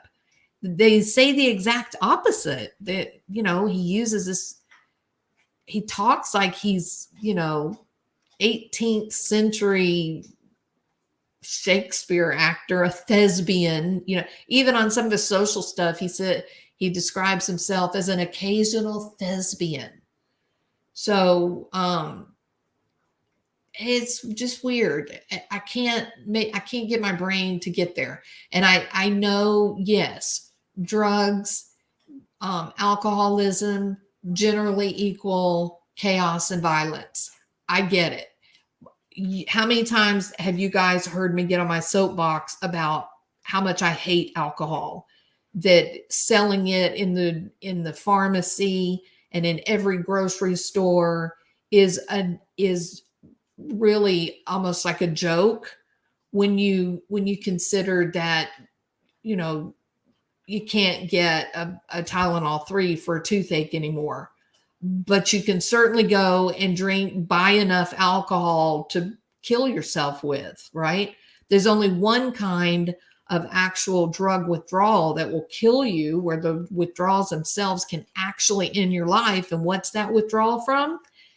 Alcohol. And that's the substance that we choose to sell in the grocery store and pharmacies.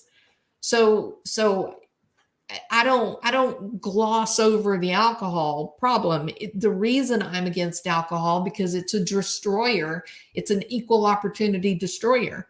It doesn't matter who you are, male, female, young, old, rich, poor, it doesn't matter. It's there to take anything that you have of value, including your own life, including the lives of your family. I knew somebody once that built up 2 huge companies, lucrative, great companies. And then they started drinking. And it took them about 3 years to drive it all into the ground and lose their family. So I'm not glossing over alcohol. I'm not turning a blind eye to the influence and the impact that alcohol can have on a person in their behavior. But the recordings, the things said on the stand, the photographs, the witnesses, I can't get to this place that Johnny is this out of control, raging monster, and she's this terrified little waif. I can't get there. And I am trying, trust me. If you got a Princeton psychologist, that's if you want to be good at what you do, then you probably should be open to ideas from somebody like that. I mean, you're going to assume they know what they're talking about.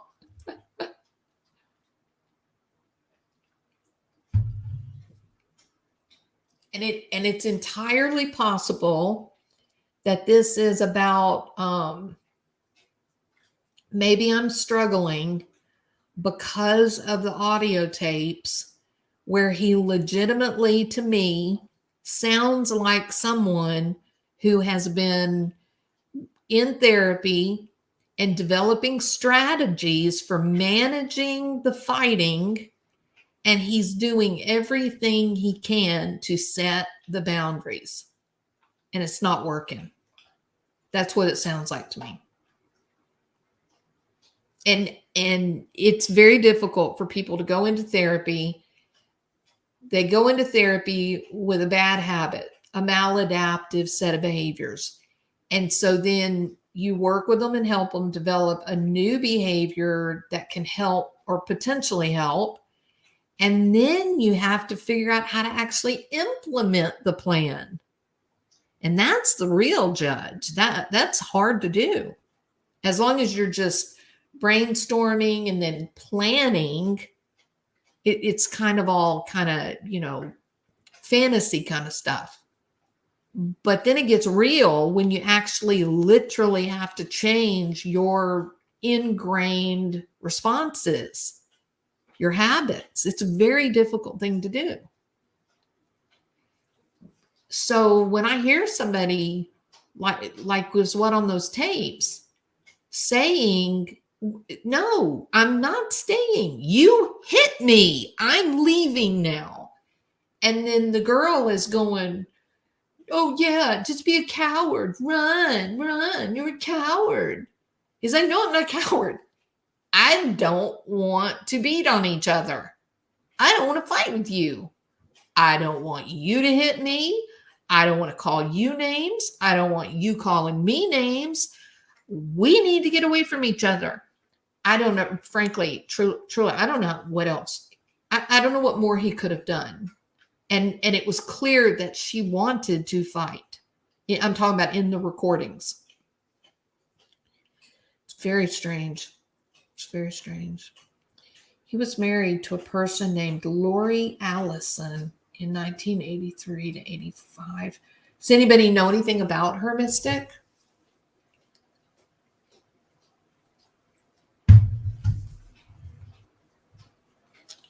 Amber was violent with her girlfriend. And Amber was arrested in the airport for hitting her wife. And it was so bad. Listen how bad this was. The police witnessed the attack. They watched it happen. And so they rushed over, intervened, arrested Amber. She was charged, and her wife refused to speak. Now, what do you think that's about? Could she have been afraid of Amber? Could it have been one of those situations that if she had talked, that there would have been a punishment?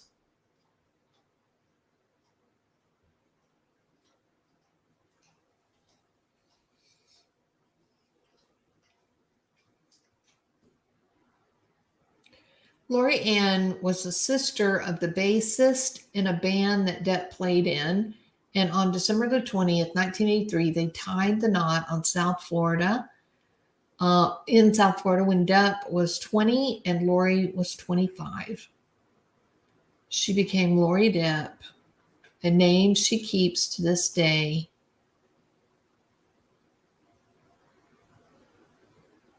Very interesting.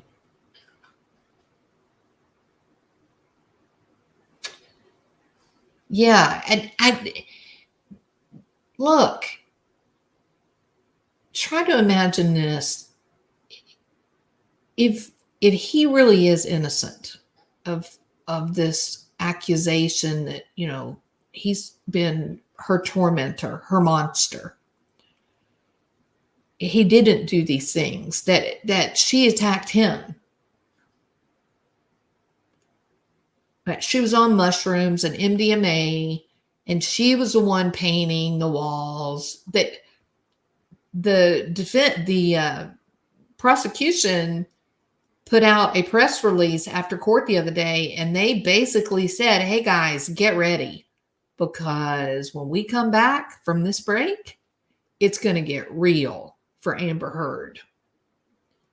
So I don't know. At one point, the prosecution lead attorney, he looked and turned around and he did like a celebratory fist, like, "Yes, gotcha." And the team is laughing, and they've got something, and she's on the stand talking, giving testimony.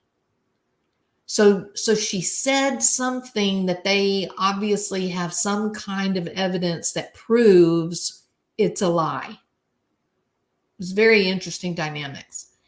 So I think that they're playing. I mean, they put out this press release. They haven't put one out anywhere else.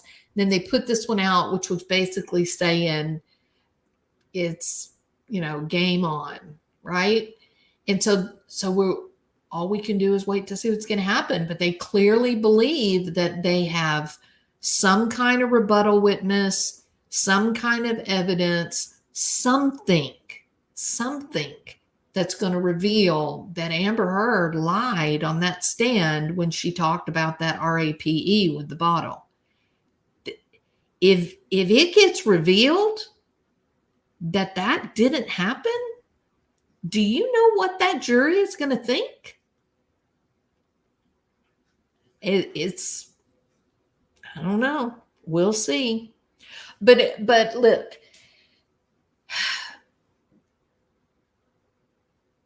I'm going to try really hard.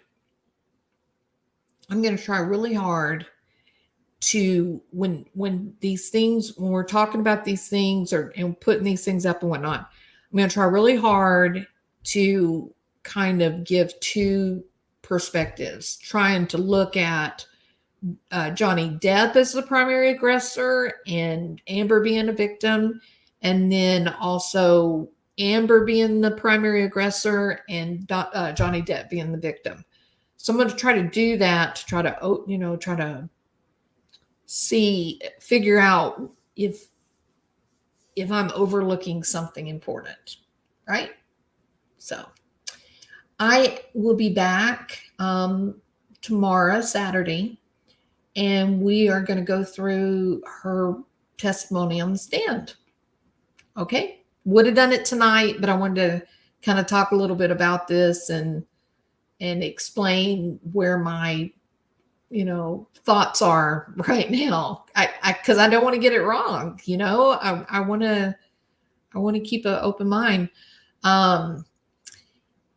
Also, let me check while you guys are here. Hold on. Let me go over to AK. Let's see. Because Barry Morphew, Barry Morphew and his family are supposed to be on Good Morning America. Oh, have they already been on?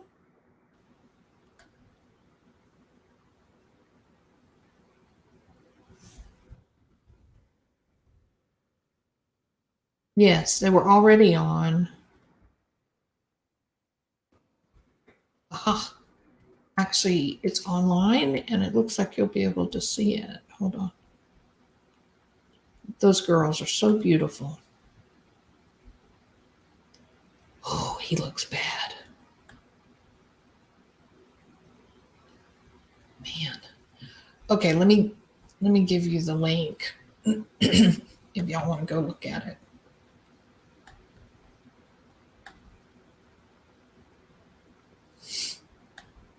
Okay, so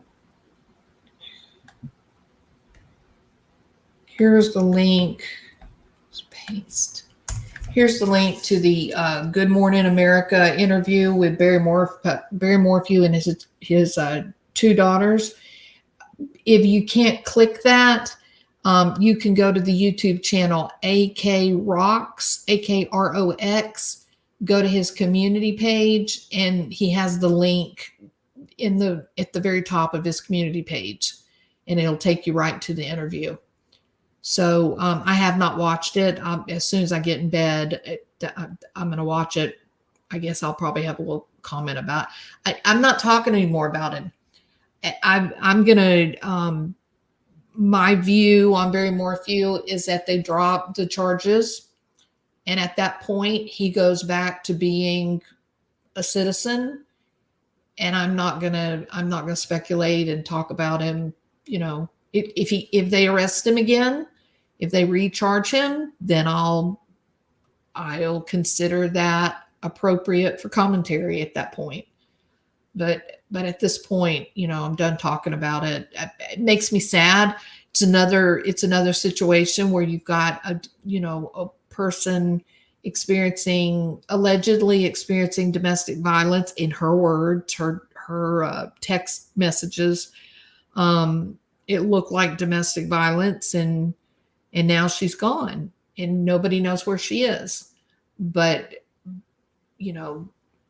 how many people have to die and disappear? And frankly, Johnny Depp and Amber Heard should be damn grateful that one of them did not end up dead. With the level of animosity, the level of violence that eventually grew in this relationship, they are lucky that nobody died. You know what I mean? One of them did get, their finger cut off and bones crushed. So with the domestic violence stuff, we just gotta do better, And it looks like Johnny Depp was trying to set boundaries, and she couldn't accept it. It's terrible. It's very sad. All right. And the truth is, she is one of the prettiest women, maybe, of all time. And she's a beautiful woman. But nobody's going to want this in their film. Nobody's going to the shadow over her. I think she's finished. And Johnny Depp was recently just given a really profound role. He has got a really great movie that he's going to be filming. He is going to play Louis the Beloved, who is King Louis the 15th in France. He was the longest running king. He was 5 years old when he became king, and he lived 10 lifetimes. The policies that that King Louis the 15th put in place ended up leading to the American Revolution. Not the American Revolution, the French Revolution. Les Miserables. So it's an epic role. It's a big heavy role for an actor like Johnny Depp. So it'll be intense. It'll be good. None of this silly, some of the latest movies that he's put out have been awful, but I watched Pirates of the Caribbean. I'm in the process of watching each one in order. I watched one last night. I can't get through Rum Diary. I get so frustrated, but I love Dark Shadows. Barnabas. So I don't know. I'm just so much lost at this point. So much lost, and for why? Because she wanted revenge. I believe that. I believe that's why she put the op-ed. I think she wanted to put herself in that power woman role. And she conveniently thought about the fact that she herself was a perpetrator of violence. Even if you accept that he was the violent one, so was she. So it's weird that she has the ability to take on that role, say those things, and not have a realization that she's being a hypocrite. I think it says a lot about the kind of person she is. But anyway, yeah, he's got a great role, and it'll be interesting to watch how it all plays out. So, Le Chocolate. Wasn't he beautiful in that movie? He was so handsome. Osbumby, I sing you to me. Just like a not so attractive person becomes beautiful with a lovely spirit and personality. Absolutely, T, please. Yeah. Beauty is only skin deep. Yeah, skin deep, but ugly is to the bone. That came from my memo.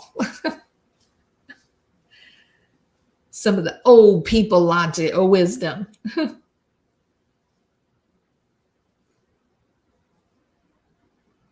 Oh, and I watched Life is Like a Box of Chocolate.